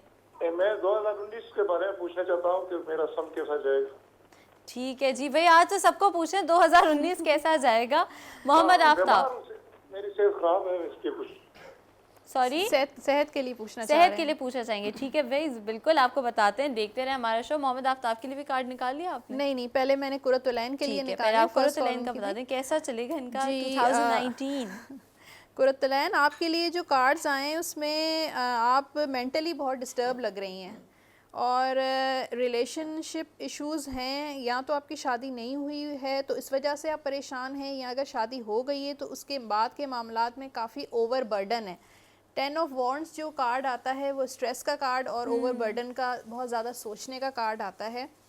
और उसके बाद जो है व्हील ऑफ फॉर्चून एडवाइस का कार्ड है कि ज़िंदगी में अप्स एंड डाउन्स चलते रहते हैं, कॉम्प्रोमाइज़ चलते रहते हैं, तो इन चीज़ों को आप लेकर हावी नहीं करना अपने ऊपर। हावी नहीं करें, लाइट लें और चीज़ों पे कॉम्प्रोमाइज़ करें और ये ज़िंदगी का हिस्सा है। और ये भी आया है इसमें 6 ऑफ पेंटिकल्स का कार्ड आया है। हाँ। कम्युनिकेशन का कार्ड है कि आप अपने लाइफ पार्टनर से कम्युनिकेट करके और अपने इश्यूज जो हैं वो ठीक कर सकती हैं। बिल्कुल, बेसिकली आपके कार्ड्स कह रहे हैं गो विद द फ्लो, बस ज़िंदगी को take it as it is, good और बैड, और बस ऐसी गुजर जाएगी इंशाल्लाह, खुशी खुशी खुशी खुशी। और मोहम्मद आफ्ताब जी, के मोहम्मद कार्ड्स आप आफ्ताब उनकी की सेहत हेल्थ के हवाले से कार्ड्स निकाल में लें। निकालती हूँ। जी बिल्कुल बिल्कुल। अच्छा, तो रिसेंटली आपकी आलमगीर साहब कैंपेन्स जो चल रही हैं, गुलशन इकबाल में आपने लिटरली उस जगह को रिस्टोर जो कहते हैं वो किया है। कितना मुश्किल था ये जो प्रोसेस है उसको स्टार्ट करना, क्लीनिंग का प्रोसेस जो स्टार्ट करना, और लोगों ने वहाँ के जो रहने वाले उन्होंने कैसे आपको सपोर्ट किया, कैसे मदद की आपकी? ठीक है, एक चीज़ के मैं पहले कहा हमारे रिसोर्सेज बहुत महदूद हैं। मेरे पास 2 ट्रैक्टर हैं इस वक्त। हम लोग जो काम करते हैं वो वन टाइम एक्टिविटी होती है, यानी मैं जो भी कंप्लेन आती तो हम लोगों से कहते हैं कि आप वो गार्बेज या कचरा लोकेशन बताएं जो हम एक बार साफ करें तो क्लियर हो जाए। इनिशिएट आप करते हैं, फिर हाँ, मेंटेनेंस तो लोगों का क्योंकि काम है। मेंटेन करना लोगों का काम है, उससे वो लोग ओनरशिप भी लेते हैं उस जगह की, और जब ओनरशिप होगी तो मेंटेनेंस आती है। एक चीज़ ये, दूसरी चीज़ ये ज़्यादातर, और फिर साथ साथ ये प्रोटेस्ट भी होता है एडमिनिस्ट्रेशन के ख़िलाफ़ कि ये काम इन नौजवानों का करने का नहीं था, ये इंतज़ामिया का, बल्दियात का काम था। अब मैं आपको मज़े की बात बताऊं, मैंने अपने हलके में कोई 3 पार्क्स बनवा दिए माशाल्लाह। सिर्फ 20,000 रुपये खर्च करके। वो ऐसे कि मैं गया उधर, थोड़ा बहुत कचरा था, मलबा था, वो उठाया, उसके बाद इंतज़ामिया ने खुद वो पार्क्स रिस्टोर कर दिए। तो मकसद ये है कि हम जाते सिर्फ उन एक एहतजाज की शक्ल में, और जिनका काम है उनको उनका काम याद दिलाने के लिए, तो फिर बाद में वो काम करते हैं, और फिर हम अप्रिशिएट भी करते हैं उन लोगों को कि जो अपना काम करते हैं। बिल्कुल, और आपकी मिसाल से जो आप ये पार्क्स की भी एग्जांपल दे रहे हो, उससे तो ये समझ आ रहा है कि अगर लोग जिस तरह, अगर हम अपने पूरे मुल्क को ही नहीं, अपनी सराउंडिंग को ही ज़रा सी ओनरशिप दे दें, अपना कचरा बाहर ना फेंकें, दूसरे के प्लॉट पे ना फेंकें, और थोड़े थोड़े से स्टेप्स ले लो तो फिर इंशाल्लाह आपकी चीज़ों से, आपके उससे इंस्पायर होकर फिर आपको इंतज़ामिया और हुकूमत भी मदद करेगी और एज अ टीम काम करना पड़ेगा। हम सिर्फ कितने टाइम तक हम हुकूमत को या किसी भी जो आपके इंतज़ामिया उसको ब्लेम करेंगे, ख़ुद ने भी ओनरशिप लेनी है, आगे बढ़ के काम करना है, तो इंशाल्लाह आपको रिजल्ट्स भी मिलेंगे। उसी के साथ जी हमें चलना है अपनी किचन की तरफ और देखना है कि शाकरा का प्रोसेस कहाँ तक पहुँचा है। ओवर टू यू शाकरा, क्या कर रही हैं? युसरा, ये हमारा कीमा ऑलमोस्ट तैयार हो रहा है। हमने इसमें लेमन जूस डाला है, 2 टीस्पून कसूरी मेथी 2 टीस्पून ऐड की है और थोड़ा सा हरा धनिया और बहुत ज़बरदस्त खुशबू आ रही है क्योंकि वो मेथी जाती है तो उसकी खुशबू आती है। यस। और जो है इसके अंदर हरी मिर्चें थोड़ी सी 2 अदद हमने काट के बारीक बारीक डाल दी। अब इसको भून रहे हैं और जैसे ये भून जाएगा तो हमने गरम मसाला सबसे आखिर में 1/2 टीस्पून और ऐड कर देंगे। 1/2 टीस्पून मैंने भूनते हुए किया था और मैं इसको ढक दूंगी तकरीबन 2 से 3 मिनट के लिए और उसके बाद हम इसको डिश आउट करेंगे। हमारे यहाँ पे जो स्ट्रॉबेरी पुडिंग है वो तैयार हो चुकी है, बस उसकी अब मैं विपिंग कर रही हूँ यहाँ क्रीम को। क्रीम के अंदर मैंने पिंक कलर यूज़ किया है और उसको विप करने के बाद हम इसके ऊपर डेकोरेट करेंगे और डेकोरेट करने के बाद इसको ठंडा होने के लिए एटलीस्ट फ्रिज में 1 घंटा आपने रखना है, क्योंकि ये मीठे ठंडे अच्छे लगते हैं और मज़ा आता है इनको खाने में। तो ये सारा कुछ है, क्योंकि खाने का तो ताल्लुक़ हर एक से है ना। हाँ। और हर कोई अच्छे खाने इंजॉय करना चाह रहा होता है और कम बजट में करना चाह रहा होता है। तो ये बहुत सिंपल रेसिपी और कम बजट में तैयार होने वाली है, तो आप ज़रूर ट्राई कीजिएगा और अपना फीडबैक ज़रूर दीजिएगा। साथ साथ हमारे गेस्ट जो आए हुए हैं, अगर जो लोग फ़ायदा उठा सकते हैं आलमगीर साहब से, और मैं ये भी कहना चाहूँगी साथ साथ युसरा कि जैसे आलमगीर काम कर रहे हैं, देखें इतना उनके पास रिसोर्सेज या जिस तरह से वो बता रहे हैं, और जो लोग हेल्प आउट करना चाहें और इस चीज़ से ज़्यादा हम लोग जो लोग अफोर्ड कर सकते हैं या जो कर सकते हैं अपना जो भी पार्ट अदा कर सकते हैं, बिल्कुल, तो थ्रू आउट सबको करना चाहिए। बिल्कुल।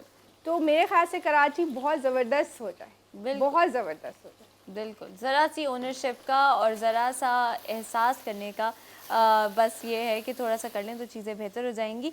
अच्छा, जब आपका फ़र्स्ट फिक्स इट कैंपेन जैसे रन हुआ था, उससे क्या आपको लगता था कि आगे जाके आपने एक रोल एज ए MNA भी लेना है और इस हद तक फिर आप सक्सेसफुल होंगे माशाल्लाह से, या आपने बस सोचा था कि बस ये मैं सोशल मीडिया तक महदूद है और मुझे कुछ लोगों का सपोर्ट मिलेगा एंड दैट्स अबाउट इट? देखिए, MNA जिस तरीके से मैं बना हूँ, इसका तो कोई दूर दूर तक हमें अंदेशा या आइडिया कुछ नहीं था कि मैं इतना जल्दी या ऐसे बनूंगा, लेकिन ये हमें पता था। जैसे ये पहले दिन से हमें इस चीज़ का अंदाज़ा था कि हमने इसको ऑर्गेनाइज़ करना है, ये पूरे पाकिस्तान में फैलेगी, एक बड़ी ताकत बनना है इसने और वो बनेगी। प्लस जो हमारा फिक्सिट का ख्वाब है कि हम फिक्सिट के कम्युनिटी सेंटर हर शहर हर डिस्ट्रिक्ट में इंट्रोड्यूस कराएं पाकिस्तान के, वो कम्युनिटी सेंटर जो एक आम आदमी के बल्दियाती, समाजी और सियासी मसाइल ख़ुद हल करे। गवर्नमेंट के पैरेलल एक इदारा खड़ा हो, जहाँ गवर्नमेंट फेल होती है वहाँ ये इदारा लोगों को सपोर्ट करे। तो इस पर हमारा पहले दिन से था कि हमने काम करना है। अब ये जो मैं MNA बना तो लोगों ने ये भी कहा कि बस ये कैंपेन इसीलिए थी, हाँ, कि यही आप ऑब्जेक्टिव MNA था। बन जाएं, और वो जो कहते हैं ना पब्लिसिटी स्टंट, लोग इस तरह की बातें करते हैं। तो अब कम से कम एक ये चीज़ तो डिफ्यूज़ हुई कि अब कोई ये नहीं कह सकता कि मेरे अमल में कोई पब्लिसिटी स्टंट है। अब MNA बन के क्या पब्लिसिटी स्टंट वो करेगा। लेकिन ये MNA बनने से फिक्सिट को बहुत ज़्यादा फ़ायदा होना है, इसको प्रमोशन मिल रही है। दूसरी चीज़, अब कराची से बाहर हमारी एक्सपेंशन शुरू हो गई है। पंजाब में इस वक्त साहिवाल, तलागंग, सरगोदा, मुल्तान और बाकी फैसलाबाद, लाहौर, यहाँ हम ऑर्गेनाइज हो चुके हैं। पिंडी, इस्लामाबाद, पेशावर, कोहाट, स्वाबई, यहाँ हर जगह अभी फिक्सिट के चैप्टर्स जो है वो बनना शुरू हो गए। और अब मैं इस्लामाबाद में बैठ के इनको सपोर्ट कर सकता हूँ, इन नौजवानों को। बिल्कुल। तो ये सारी चीज़ जो है वो पहले मुमकिन नहीं थी, जो अब मेरे लिए आसान है। बिल्कुल, एब्सोल्युटली। एक और चीज़ भी ये होती है ना कि एक लेबल आपके साथ अटैच हो जाए तो लोग आपको ज़्यादा सीरियसली लेते हैं। 100%। पहले अब जो मटीरियलिस्टिक लोग हैं वो अब ज़्यादा सीरियस लेते हैं। बिल्कुल, वरना पहले कहते होंगे कि क्या मतलब, क्या आप हवाई बातें कर रहे हैं हमारे साथ। और प्लस जो हमारे बहुत से ऐसे डोनर्स हैं, हम चूँकि ये ऑर्गेनाइजेशन डोनेशन पे चलती है, जी अब वो डोनर भी हमें ज़्यादा सीरियसली लेता है पहले की निस्बत। तो ये सारी चीज़ें ये लोगों का, ये लोग नहीं समझेंगे इस चीज़ को, लेकिन जो इस ऑर्गेनाइजेशन का पार्ट है या जो मेन इसमें जो भी सेंटर रोल प्ले कर रहा है उसको बेहतर पता है कि क्या चीज़ इस कैंपेन को आगे पुश कर सकती है। बिल्कुल, एब्सोल्युटली जी। उसी के साथ लेते हैं एक कॉल, देखते हैं हमें किसने शो पे ज्वाइन किया। अस्सलाम वालेकुम। जी वालेकुम सलाम। युसरा कैसी हैं आप? बिल्कुल ठीक ठाक। कौन बात कर रहा है, कहाँ से? जी मैं हसन बात कर रहा हूँ कराची से। जी, मैं आपका हसन। शो बहुत शौक से देखता हूँ, यकीन करें बहुत मजा आता है। और आज जो आपने गेस्ट बुलाए मैं अपने शो में, आलमगीर, वो तो बहुत ही मतलब मेरे पर्सनल फेवरेट हैं। और जो ये काम कर रहे हैं हमारे कराची के लिए, सफाई कर रहे हैं, गटर के ढक्कन वगैरह लगवा रहे हैं, यकीन करें बहुत कोई अच्छा काम कर रहे हैं। मैं इनको अप्रिशिएट करना चाहूँगा और ये कहना चाहूँगा कि आगे के लिए इनके लिए बहुत सी दुआएं हैं। आमीन सब बेस्ट आमीन। Of luck. शुक्रिया जी। बहुत शुक्रिया आपकी कॉल का। हसन, क्या किस्मत का हाल जानना चाहेंगे? ओहो, हसन चले गए। Thank you so much for your call, take care, अल्लाह हाफिज़। उसी के साथ हमें जाना है एक छोटे से ब्रेक पे। ब्रेक के बाद यहीं से शो को कंटिन्यू करेंगे। देखते रहें जी उठा पाकिस्तान।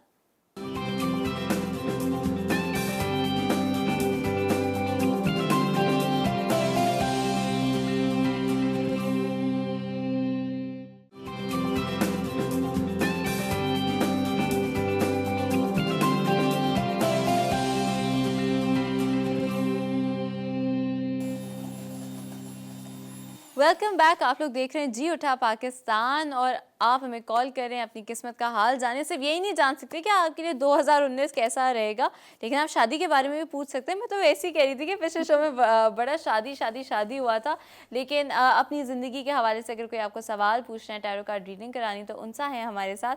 उसी के साथ we in conversation with Alamgir from Fix It and PTI, तो उनसे भी बात करते हैं। MNA जब आप बने, जैसे आपने कहा कि एक टर्निंग पॉइंट फिक्स इट के लिए कह सकते हैं क्या है कि लोग आपको और सीरियसली लेने लगे, लोगों के एटीट्यूड पे तो चेंज आया ही होगा। उसके अलावा पॉलिटिकल पार्टीज़ जो दीगर हमारी, जो कि इस वक्त हमारे मुल्क में फंक्शन करिए, not only the one that is ruling PTI नहीं, लेकिन और भी जो पार्टीज़ हैं, उनका रिएक्शन कैसे क्या होता है आपकी कैंपेन्स के हवाले से? क्योंकि आई कैन इमेजिन कि पॉलिटिकल फ्रिक्शन शुरू में शायद ज़्यादा होता होगा, तो उसमें क्या चेंज आया है? पॉलिटिकल पार्टीज़ तो खैर मुझसे पहले भी तंग थी, अब मज़ीद तंग होंगी। एक चीज़ है कि वो जो सीरियसनेस है ना, जी कि वसीम अख्तर ने एक जगह बयान दिया था कि ये कौन आलमगीर है, मैं नहीं जानता वगैरह वगैरह, तो अब एटलीस्ट वो ये नहीं कह सकता। अब आप कह सकते हैं मैं हूँ आलमगीर। अब एटलीस्ट वो ये नहीं कह सकता। बाकी तो ये है कि देखिए, मैं पब्लिक, मेरे लिए अहम पब्लिक है। ऑनेस्टली बताऊं, मुझे किसी शख्सियत, पर्सनैलिटी की कोई ना फ़िक्र है, ना मैं किसी की कोई मुझ पे ज़्यादा इन्फ्लुएंस करता है। अगर पब्लिक का कोई जेन्युइन इशू है, उसको हाईलाइट करने के लिए, उसको रेस करने के लिए हम काम करते हैं। उसमें अगर कोई पर्सनैलिटी बीच में आती है तो आए, हमें उससे कोई गर्ज नहीं होता। तो मैं जो पहले मैं काम कर रहा था, आज भी उसी अंदाज में काम कर रहा हूँ। लोग ये चीज़ अभी लोगों ने क्वेश्चन करना शुरू कर दी कि शायद MNA बदल गए वगैरह वगैरह। मेरी कोशिश ये थी कि MNA बन के पहले मैं इदारों को इंगेज करने की कोशिश करूँ। बिल्कुल। अगर कचरा है तो सॉलिड वेस्ट मैनेजमेंट को इंगेज किया जाए, अगर पानी सीवरेज का मसला है तो वाटर बोर्ड को इंगेज किया जाए। बिल्कुल। लेकिन ये इदारे नाकाम है, नाअहल तरीन है, कैपेसिटी नहीं है इनकी कि ये काम कर सकें। मैं मायूस हूँ इन तमाम इदारों से, और अब अगेन मुझे सड़कों पे इन लोगों के लिए लड़ाई लड़नी पड़ेगी। बिल्कुल बिल्कुल। तो बेहतरी आप किधर देखते हैं? क्या ये ऑर्गेनाइजेशंस बेहतर मैनेज होने लगे तो ओवरऑल चेंज आएगा, या फिर अब इन ऑर्गेनाइजेशंस को ख़त्म करके नए लोग लाने चाहिए? देखिए, जो गवर्नमेंट, सिंध गवर्नमेंट में इस वक्त लोग हैं, उनकी 2% की विल नहीं है कि वो इन इदारों को बेहतर कर सके। मेन चीज़ है विल होगी, नियत होगी, अल्लाह मदद करेगा। बिल्कुल। यहाँ विलिंगनेस ही नहीं है कि किसी चीज़ को बेहतरी की तरफ लेके जाए, इदारे की कैपेसिटी बिल्ड करे। वरना अब सोचे थोड़ी देर के लिए, हेल्थ का आपको पता है, बताने की ज़रूरत नहीं है। सिंध में हेल्थ जो हॉस्पिटल्स है क्या हाल है उनका। 100 अरब से ऊपर बजट है और ये बड़े फखरिया अंदाज में हमें बताते हैं कि देखा हमने इस साल 100 अरब से ऊपर बजट रख दिया, इस साल एजुकेशन का बजट 100 अरब से ऊपर रख दिया, हम कितने तरक्की कर रहे हैं। ये नहीं बताते 5 साल में 6000 स्कूल बंद हो गए। बिल्कुल। ये नहीं बताते कि 18,000 स्कूल में पीने का पानी नहीं है। ये नहीं बताते कि 60 लाख बच्चा स्कूल से बाहर है सिंध में। बिल्कुल। तो लिहाजा सब चीज़ें बेहतर हो सकती हैं, तो विलो अल्लाह भी मदद करता है। बिल्कुल बिल्कुल। अच्छा, जहाँ पर आपने बजट की बात की तो वहाँ पे मेरे जहन में ये आया कि बजट तो ज़रूरी होता है, रिसोर्सेज ज़रूरी होते हैं, but there not the primary thing. क्योंकि यहाँ पे अगर आप देखें तो डिफेंस के अगर आप गलियों में जाएं, आप देखें माशाल्लाह से 2-3 जगह पे फुटपाथ स्कूल चल रहा है और वहाँ पे प्रॉपर डेली क्लासेस होती हैं। अगर इस तरह की कोई चीज़ कोई इंसान जैसे स्टार्ट करना चाहता है फॉर पब्लिक वेलफेयर, तो क्या मुश्किलात आती हैं? क्योंकि आपने जब स्टार्ट किया तो क्या चैलेंजेस आपको देखिए, नजर मैं आए? फुटपाथ स्कूल से ही सीख के हमने भी एक ऐसा ही स्कूल बनाया जहां हमारी जो फीमेल वॉल्टियर है, अब फीमेल वॉल्टियर जो भी हमें ज्वाइन करती है, हम उनको ये कहते हैं, तरजीह देते हैं कि आप चूँकि सड़कों पर उनका सफाई मुहिम में पार्टिसिपेट करना मुश्किल है, लेकिन हम उनसे कहते हैं कि आप इधर पढ़ाएं हमारे स्कूल में आके। तो वो हमारे स्कूल में डेली 3 घंटे आके सर्व करते हैं।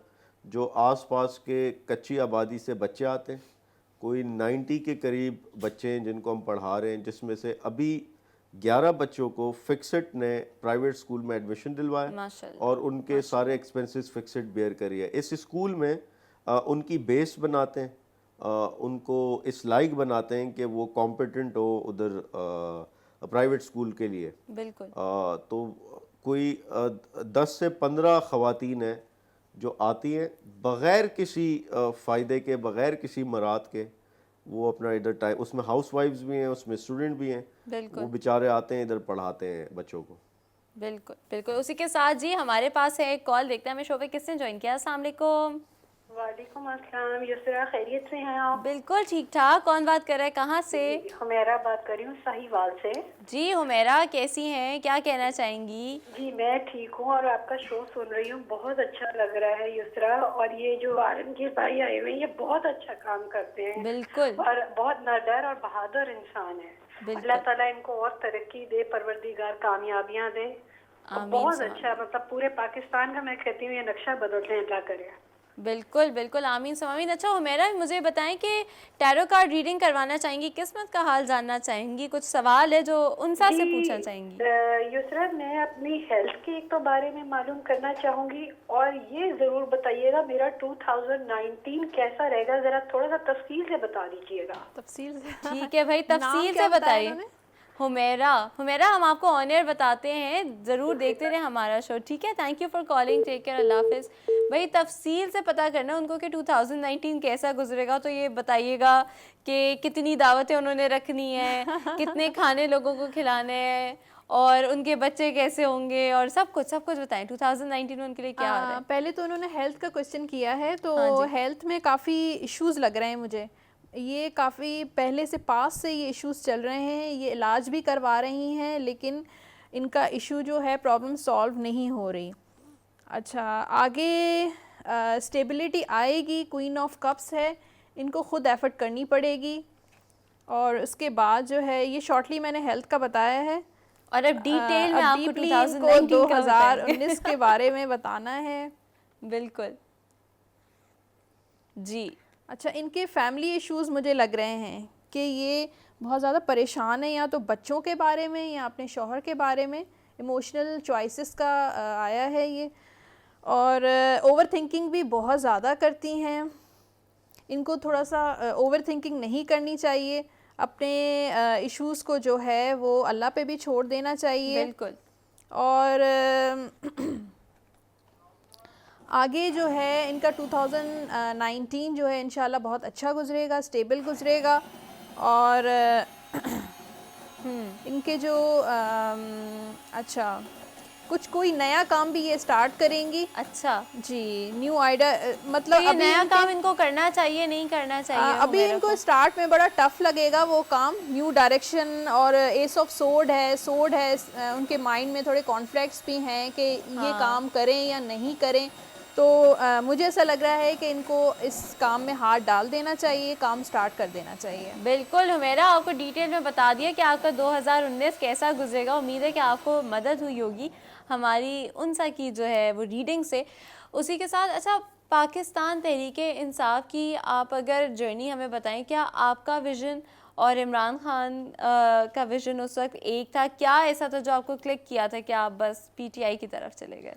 देखिए 100% मैं इमरान खान के विज़न में बिलीव करता हूँ और मैं इसीलिए उनके साथ हूँ। जो ये जो 2 पार्टी सिस्टम था यहाँ और बारियाँ लगाई हुई थी डेमोक्रेसी के नाम पे, एक दूसरे को तहफ़्फ़ुज़ देते थे, आज भी एक दूसरे को तहफ़्फ़ुज़ दे रहे हैं। तो इस पार्टनरशिप को तोड़ने के लिए जो इमरान खान ने पूरी कैंपेन चलाई, फिर नौजवानों ने ज्वाइन किया उनको, तो यकीनन मैं उसके साथ ही था। और फिर इस निज़ाम से छुटकारा पाने के लिए एक नया पाकिस्तान या एक नया निज़ाम कायम करना, उसके लिए हमने जदोजहद की थी। मैं 2009 से तहरीक इंसाफ में हूँ, तो अब कोई 10 साल होने को हैं कि हम इसका हिस्सा थे। आज पीटीआई गवर्नमेंट में मुश्किलात का शिकार है, लेकिन मैं बड़ी एक छोटी सी बात कहूँगा कि इमरान खान से गलतियाँ भी होती है, वो भी इंसान है, लेकिन चूँकि नीयत साफ़ है, अल्लाह वो गलती सुधार देता है, अल्लाह मदद करता है। ये मैं पहले भी देख चुका हूँ, बड़े करीब से देख चुका हूँ। तो उसकी नीयत ठीक है, उसको कोई किसी चीज़ की लालच नहीं है, हर चीज़ का पीक वो देख चुका है। तो अब उसकी एक ही ख्वाहिश है, इस निज़ाम को, मुल्क को बेहतर करे, उसमें वो लगा हुआ है और कौम ने भी उसका साथ दिया, अल्लाह का भी साथ है, कौम भी साथ दे रही है। तो इस वक्त जो मुश्किलात हैं, मैं ये आपको गारंटी कर रहा हूँ कि things are going in right direction, चीज़ें बेहतरी की तरफ जा रही हैं। बिल्कुल, इंशाल्लाह हमारी भी उम्मीद यही है। अच्छा उनसे मोहम्मद आफ्ताब ने अपनी सेहत के हवाले से सवाल किया था और वो उनकी शायद हमने रीडिंग इतनी डिटेल नहीं बताई, तो वो जो है ना वो कह रहे हैं कि मेरी दोबारा दोबारा बता दें मेरी रीडिंग। तो उनकी बिल्कुल प्लीज़ आप हेल्थ का आई थिंक जी उन्होंने हेल्थ का पूछा था, उनके कार्ड्स निकाल दें। उसी के साथ मैंने आपसे जो सवाल किया था कि जो बच्चे किसी किस्म के एल्ट्रुइज्म का काम करना चाहें या कोई इस तरह की कैंपेन मुल्क के लिए रन करना चाहें, उनको क्या क्या मुश्किलात आ सकती हैं, किन चीज़ों के लिए उनको प्रिपेयर्ड होना पड़ता है? देखिए सबसे पहली चीज़ तो ये है कि वो ख़ुद में बिलीव पैदा करें, एक अंदर कॉन्फिडेंट हो, यकीन पैदा करे कि जो मैं कर रहा हूँ ये होगा। या हम सब जो नौजवान हैं, हम पहले दिन से कुछ करने से पहले ही मायूस होते हैं। हम मायूस होते हैं कि लोग कहाँ से आएंगे, वसाइल कहाँ से आएंगे, सब कुछ। मैं अभी एक मिसाल दूँ, हम एक ऑर्फनेज अभी बना रहे हैं, 1 रुपया नहीं था उसके लिए बनाने के लिए, लेकिन मेरी पूरी टीम ने, हम सब ने विल ज़ाहिर की, मैसेज फ्लोट किया, 3 तलवार पे 40 दिन खड़े होकर वहाँ लिटरली भीख मांगी हमने। 40 दिन में कोई 1 करोड़ रुपए हमने उस सड़क से जमा किए और अभी वो कंस्ट्रक्शन उसकी तकरीबन आखिरी मराइल में। माशाअल्लाह। ये सिर्फ मकसद ये है कि नौजवानों के लिए कि ये मायूसी से बाहर आए, अपने ऊपर एतमाद पैदा करें, निकले। अल्लाह लाइक माइंडेड लोग जोड़ेगा आपसे, वो आपको पता भी नहीं चलेगा, वो ऐसे मिलते जाएंगे, जुड़ते जाएंगे। अल्लाह वसाइल जोड़ेगा आपसे, लेकिन निकले, एतमाद पैदा करें खुद में। बिल्कुल बिल्कुल एब्सोल्युटली। उसी के साथ उनसा इनकी रीडिंग, मोहम्मद आफ्ताब की रीडिंग। जी मोहम्मद आफ्ताब के मैंने हेल्थ के जो सेहत के कार्ड्स निकाले हैं, वो कार्ड्स इतने अच्छे नहीं हैं। 5 ऑफ सोर्ड, बिल्कुल डिसअपॉइंट हो गए हैं, काफ़ी इश्यूज़ हैं इनकी सेहत को लेके, बिल्कुल अपोजिट डायरेक्शन में चल रही है उनकी हेल्थ। लेकिन मोहम्मद आफ्ताब, आपको अल्लाह पे भरोसा करना चाहिए और नाउमीद नहीं होना चाहिए। और आगे मुझे ऐसा लग रहा है कि आपका जो इलाज है वो स्टार्ट होगा, न्यू बिगिनिंग से आपका इलाज स्टार्ट होगा और उसमें काफ़ी ज़्यादा बेहतरी आएगी। बिल्कुल। और उसी के साथ जी उठा पाकिस्तान की पूरी टीम की आपके साथ जो है वो दुआएं हैं कि अल्लाह ताला आपको जल्द अज जल्द सेहतियाब करें, आमीन। और इसी के साथ जो दोस्त यार होते हैं, उनका ज़रा सपोर्ट बड़ा इम्पॉर्टेंट होता है इनिशियल स्टेजेस में, लेकिन वही दोस्त होते हैं जो ना काफ़ी ज़्यादा आपका मजाक भी उड़ा रहे होते हैं। जैसे कि आपने एक एग्जांपल दिया था कि आपके दोस्त कहते हैं सारी तनख्वाह तो तुमने गटर में बहा दी। तो इनिशियली जब आपकी जर्नी शुरू हो रही थी एज M&A या जब फिक्सिट की जर्नी शुरू हुई थी, दोस्तों का कैसा साथ रहा था? और क्या आज भी आपके दोस्त आपको सीरियसली लेते हैं, कहते हैं कि ये M&A है, ये M&A? क्योंकि दोस्त इस तरह बहुत करते हैं। देखिए, एक चीज़ तो ये कि जो मेरा सबसे अच्छा दोस्त था वो फिक्सिट में पहले दिन से मेरे साथ था। सैयद मोहम्मद ताहा नाम है उनका, और वो फिक्सिट के जनरल सेक्रेटरी भी हैं इस वक्त। तो लेकिन बाकी दोस्त शुरू में मजाक उड़ाते, मेरे अपने रिश्तेदार जो है वो शुरू में मेरा मजाक उड़ा रहे थे, लेकिन जो ये कैंपेन चलती रही तो वो जितना लोग जुड़ते गए वो सीरियसली लेते गए, और आज तो मुझसे ज़्यादा किसी को सीरियस नहीं लेते। तो अब ऐसा नहीं है, लेकिन हाँ, हंसी मजाक चलता रहता है। बिल्कुल बिल्कुल, और हंसी मजाक चलना भी चाहिए। दोस्ती का रिलेशन जो है वो बहुत ज़रूरी होता है, उसको दोस्ती में ही लेना चाहिए। उसी के साथ हमारे पास एक कॉल देखते हैं हमें शो पे किसने ज्वाइन किया है। अस्सलाम वालेकुम। हेलो, अस्सलाम वालेकुम। वालेकुम अस्सलाम। कौन बात कर रहा है, कहाँ से? जी, मैं आमना लाहौर से बात कर रही हूँ। आमना, कैसी हो? लाहौर में ठंड हो रही है? नहीं, इतनी तो नहीं है। हाँ, क्या कहना चाहोगी, क्या पूछना चाहोगी? शो देख रही हैं आप? जी, मैं शो देख रही हूँ, माशाल्लाह बहुत अच्छा जा रहा है। जी, मैं अपनी किस्मत के हवाले से जानना चाह रही थी। ओह, किस्मत के हवाले से क्या जानना चाह रही हैं आप? मैं अपनी स्टडी लाइफ के बारे में और अपनी यानी कि आने वाले जो फ्यूचर है उसके बारे में जानना चाह रही थी। ठीक है, कोई स्पेसिफिक सवाल है? स्टडी के बारे में पूछना। स्टडी के बारे में स्पेसिफिक अपनी स्टडी के हवाले से है। कोई पेपर्स देने वाली हैं क्या आप? SSC पार्ट 2 के एग्जाम्स देने हैं। अच्छा, क्या बात है, गुड लक विद दैट। आपको बताते हैं, देखते रहे हमारा शो। बहुत शुक्रिया कॉल करने का। जी, ये वैसे ना स्टूडेंट लाइफ में ज़रा ये बहुत होता है। जब मुझे भी याद है O लेवल्स जब करीब आ जाते थे ना, तो मैं बस ऐसे कहती थी किसी तरीके से मुझे पता चलता है मेरा रिजल्ट क्या आने वाला है। वो अच्छा, मैं जब कार्ड शफल कर रही थी आमना के लिए तो बड़ा ज़बरदस्त एक सेलिब्रेशन का कार्ड भी आया है, और दूसरा कार्ड जैसे मैंने शफल किया और उसके बाद कार्ड्स जो निकाले हैं उसमें 8 ऑफ पेंटिकल्स, बड़ी हार्ड वर्किंग है, बहुत स्टडीज़ में जो भी काम करती हैं लग के करती हैं, मेहनत से करती हैं, और इस वक्त जो एग्ज़ाम की इन्होंने प्रिपरेशन की है वो भी बड़ी मेहनत से की है। बिल्कुल। और उसके बाद मैं आपको बताऊं कि 2 किंग के कार्ड्स आए हैं, किंग ऑफ कप्स और किंग ऑफ वॉन्ड्स। ये तो बड़े पॉजिटिव कार्ड्स हैं और बड़े स्टेबिलिटी कार्ड्स। आगे इनकी जो ये स्टडी है बहुत सक्सेसफुल रहेगी और इनका फ्यूचर जो है एजुकेशन में बहुत इंशाल्लाह बहुत अच्छा चलेगा। इंशाल्लाह आमना, हमारी भी दुआएं आपके साथ हैं, and may you pass with flying colours. अच्छा, उसी के साथ आलमगीर साहब आपकी रीडिंग करवाएं। हम तो जानना चाहते हैं, आप जानना चाहें या ना जानना चाहें, हम तो जानना चाहते हैं। तो कोई ऐसा एक सवाल हो जो दिमाग में घूम रहा हो जिसके बारे में हम जान सकें। नहीं, मैं अभी मुनासिब नहीं है, वो साथ बैठी हैं, लेकिन मैं नहीं बिलीव करता इसमें। बिलीव नहीं करते, लेकिन हम तो जानना चाहेंगे 2019 कैसा आपका गुजरेगा, ये जानते हैं, देखते हैं फिर उसके बाद सही निकलता है नहीं तो आपके लिए 3 कार्ड्स फिर मेरे इंसिस्ट करने पे 3 कार्ड्स पिक करने क्योंकि मुझे वैसे आपके माशाल्लाह से सेल्फ कंट्रोल और इनसे बड़ी वो हो रही, क्योंकि लोगों को वरना क्यूरियोसिटी बड़ी होती है कि भाई कैसा गुजरेगा। जाहिर है ये तो है कि करने वाली अल्लाह की ज़ात है, ये तो यहाँ पे तो कहीं पे भी किसी की दो राय नहीं है। अल्लाह के अंडर में ही होता है, उन्हीं के साथ। लेकिन ये भी एक इल्म है, जैसे और सारे सब्जेक्ट्स होते हैं, जैसे आप फिजिक्स की स्टडी करते हैं, केमिस्ट्री, बायोलॉजी और एस्ट्रोलॉजी, तो ये भी टैरो कार्ड्स भी एक नॉलेज ही है, नॉलेज है, एक इल्म है। बिल्कुल। आप ये 3 कार्ड्स मुझे लेफ्ट हैंड से निकाल के दिखा दें। चले भाई, यहाँ पे 3 कार्ड्स पिक हो रहे हैं, करके 3 कार्ड निकाल लें।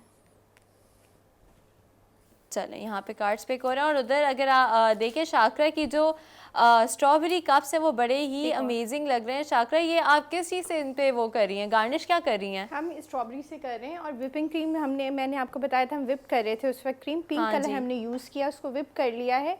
और आपने क्या करना है, 4 टीस्पून आपने जो है आइसिंग शुगर इसके अंदर ऐड करनी है और विप करना है उसके साथ, और पिंक कलर ऐड किया। बाकी हम अपने स्ट्रॉबेरीज़ के साथ इसको डेकोरेट कर रहे हैं, क्योंकि ये स्ट्रॉबेरी पुडिंग है तो जाहिर सी बात है स्ट्रॉबेरीज़ का होना बहुत ज़रूरी है। बिल्कुल, और इतना मज़ेदार पिंक पिंक कलर आ रहे हैं, they just look really really lovely. उसी के साथ हमें लेना है एक ब्रेक के बाद यहीं से रीडिंग से ही कंटिन्यू करेंगे। देखते हैं कि आलमगीर साहब के कार्ड्स का कह रहे हैं 2019 कैसे गुजरेगा। Go take a break and be right back.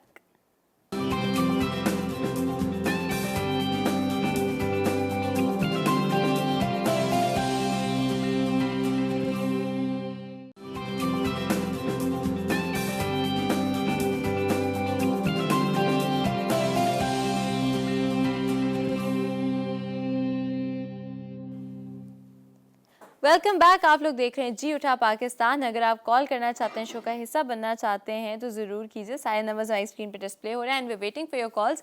उसी के साथ भाई ब्रेक पे जाने से पहले हमने मेरी इंसिस्ट करने पर आलमगीर साहब के 3 टैरो कार्ड्स निकाले थे, तो क्या कहते हैं उनके कार्ड? जी, आलमगीर साहब तो यकीन नहीं कर रहे थे, कह रहे थे ना मुझे बिल्कुल इस चीज़ पे बिलीव नहीं है, लेकिन आप खुद देख सकते हैं आपके cards, queen of sword, king of wands और 10 ऑफ पेंटिकल्स। ये खुद इन्होंने निकाले, मैंने खुद नहीं निकाले जी।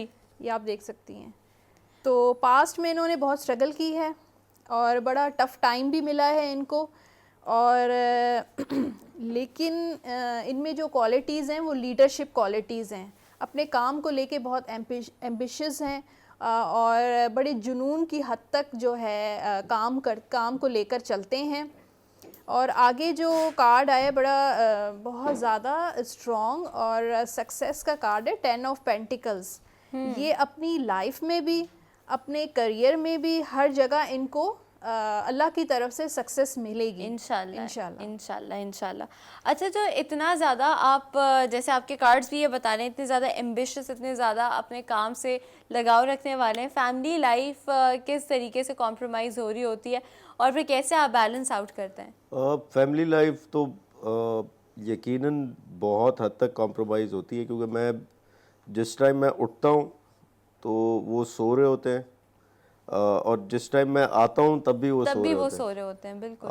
तो कोशिश रहती है कि उनके साथ डिनर करूँ या लंच करूँ, तो वक्त इतना मैनेज करता हूँ कि उनके साथ डिनर पे बैठूँ। बाकी तो काफ़ी ज़्यादा कॉम्प्रोमाइज़, और उनकी शिकायत रहती है हमेशा। बिल्कुल।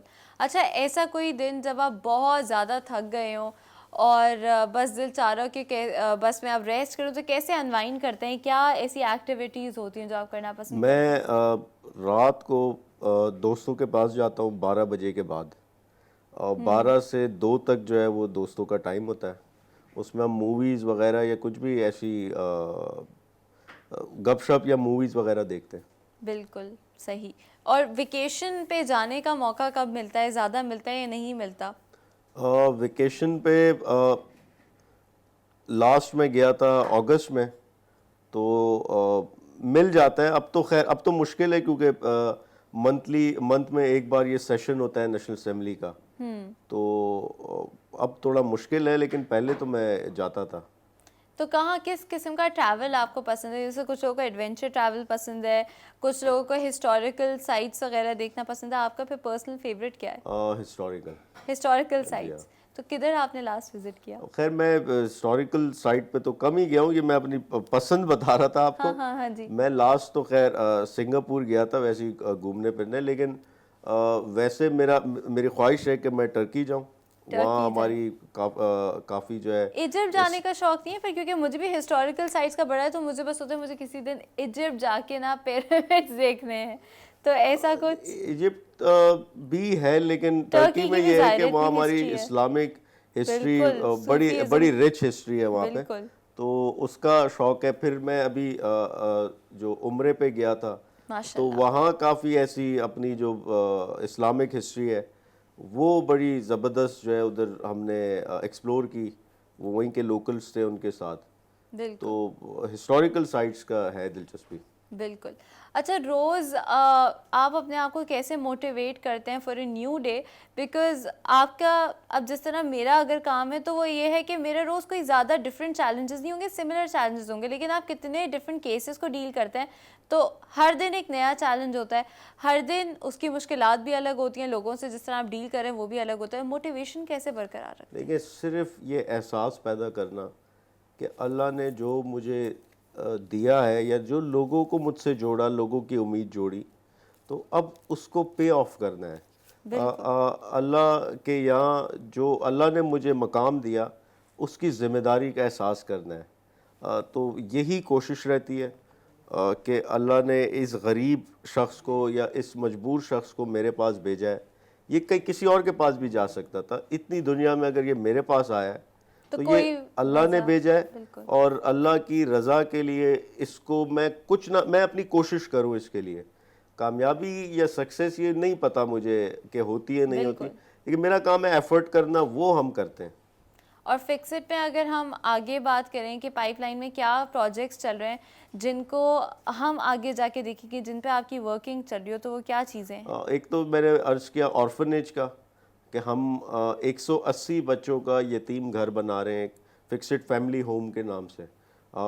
उसकी कंस्ट्रक्शन शुरू हो गई है, तो जल्द वो हम उसको फंक्शनल करेंगे। दूसरा, सारा फोकस अभी जो मौजूदा हमारे प्रोजेक्ट्स हैं उसकी एक्सपेंशन पर है।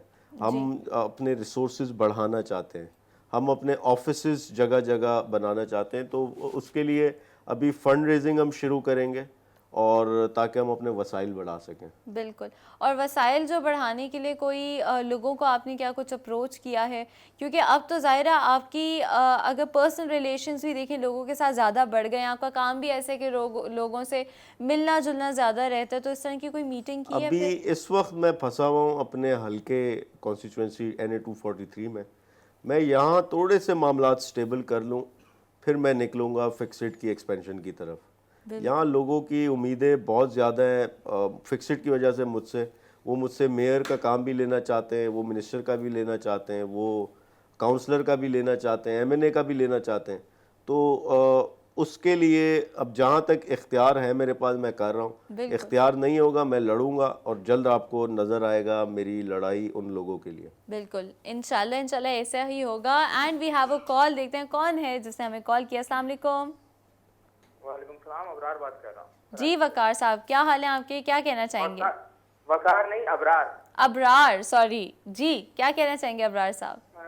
मैंने ये पूछना था, मेरा कुछ क्राइसिस का पीरियड गुजर रहा है, ये कब तक रहेगा, कब तक मैं इस क्राइसिस से बाहर आ जाऊंगा, और दूसरा मेरा 2019 कैसा गुजरेगा? चलें, 2 सवाल आपने पूछे, तो क्राइसिस का पीरियड आपका कैसा गुजरेगा और 2019 कैसा गुजरेगा आपको बताएंगे, और ऑन एयर हमारा जवाब सुनिएगा। आजकल मुझे बड़ा अफसोस है ये सुन के कि इतने सारे लोग कितनी सारी मुश्किलात से गुजर रहे होते हैं अपनी ज़िंदगी में, और छोटी छोटी चीज़ों पे कभी कभार हम लोग मायूस हो जाते हैं या हम अपनी चीज़ों को कुछ फॉर ग्रांटेड ले लेते हैं। और हमें बस होता है कि अगर हमें अल्लाह ताला ने कुछ नवाजा या कुछ दिया है तो वो हमारा हक है। बट थोड़ा सा टाइम लेना चाहिए, लुक बैक करना चाहिए, रिफ़्लेक्ट करना चाहिए कि अल्लाह ताला ने हमें कितनी सारी चीज़ें दी हैं, और ये चाहते तो वो अल्लाह ताला किसी और को भी दे सकते थे, लेकिन अगर आपको दिया है तो उससे अपनी ज़िंदगी में और दूसरों की ज़िंदगी में हमें बेहतरी लानी चाहिए। जी बिल्कुल सही कह रही हैं कि किसी की लाइफ भी परफेक्ट नहीं होती। बिल्कुल जी। अच्छा, मोहम्मद इब्रार ने जो सवाल किया है कि उनका क्राइसिस पीरियड जो है वाकई चल रहा है, काफ़ी अरसे से चल रहा है। सोर्ड्स के मेरे पास कार्ड्स आ रहे हैं और सेंटर कार्ड भी जो है नाइट ऑफ सोर्ड है।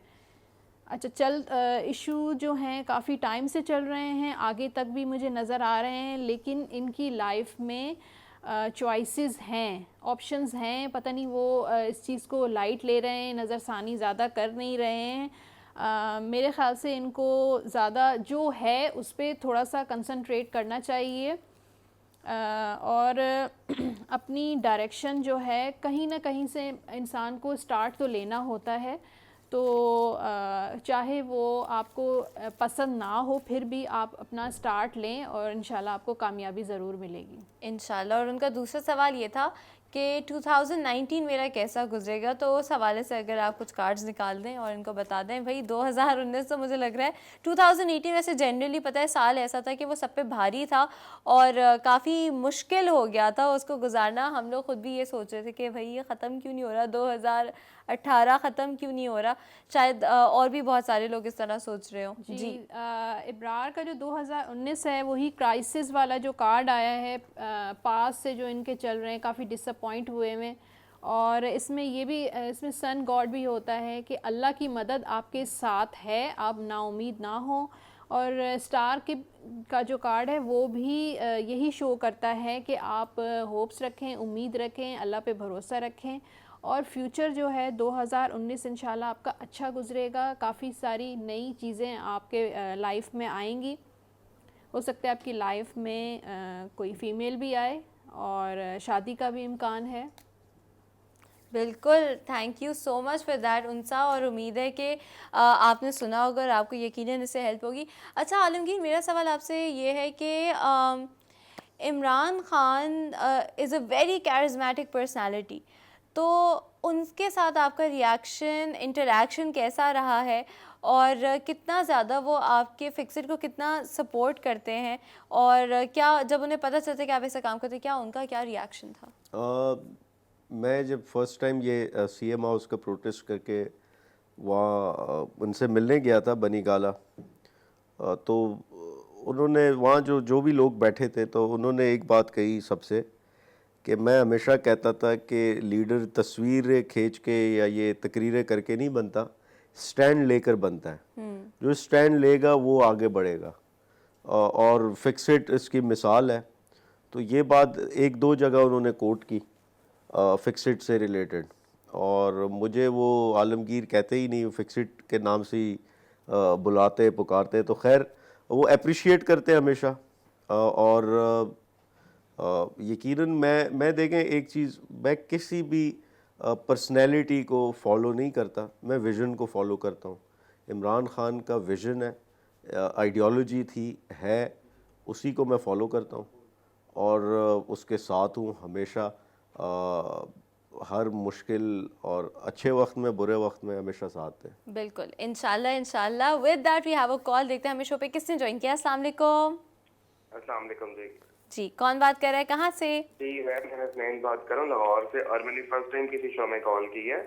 अरे thank you so much Hasnain, welcome, thank you for calling us in. जी आपका शो बहुत अच्छा है, आपके गेस्ट बहुत अच्छे हैं, मुझे बहुत अच्छा लगा है। और मैं नाइट ड्यूटी करता हूँ, अभी तक सोया नहीं था, तो मुझे बहुत अच्छा लगा, मैंने इसलिए कॉल की स्पेशली।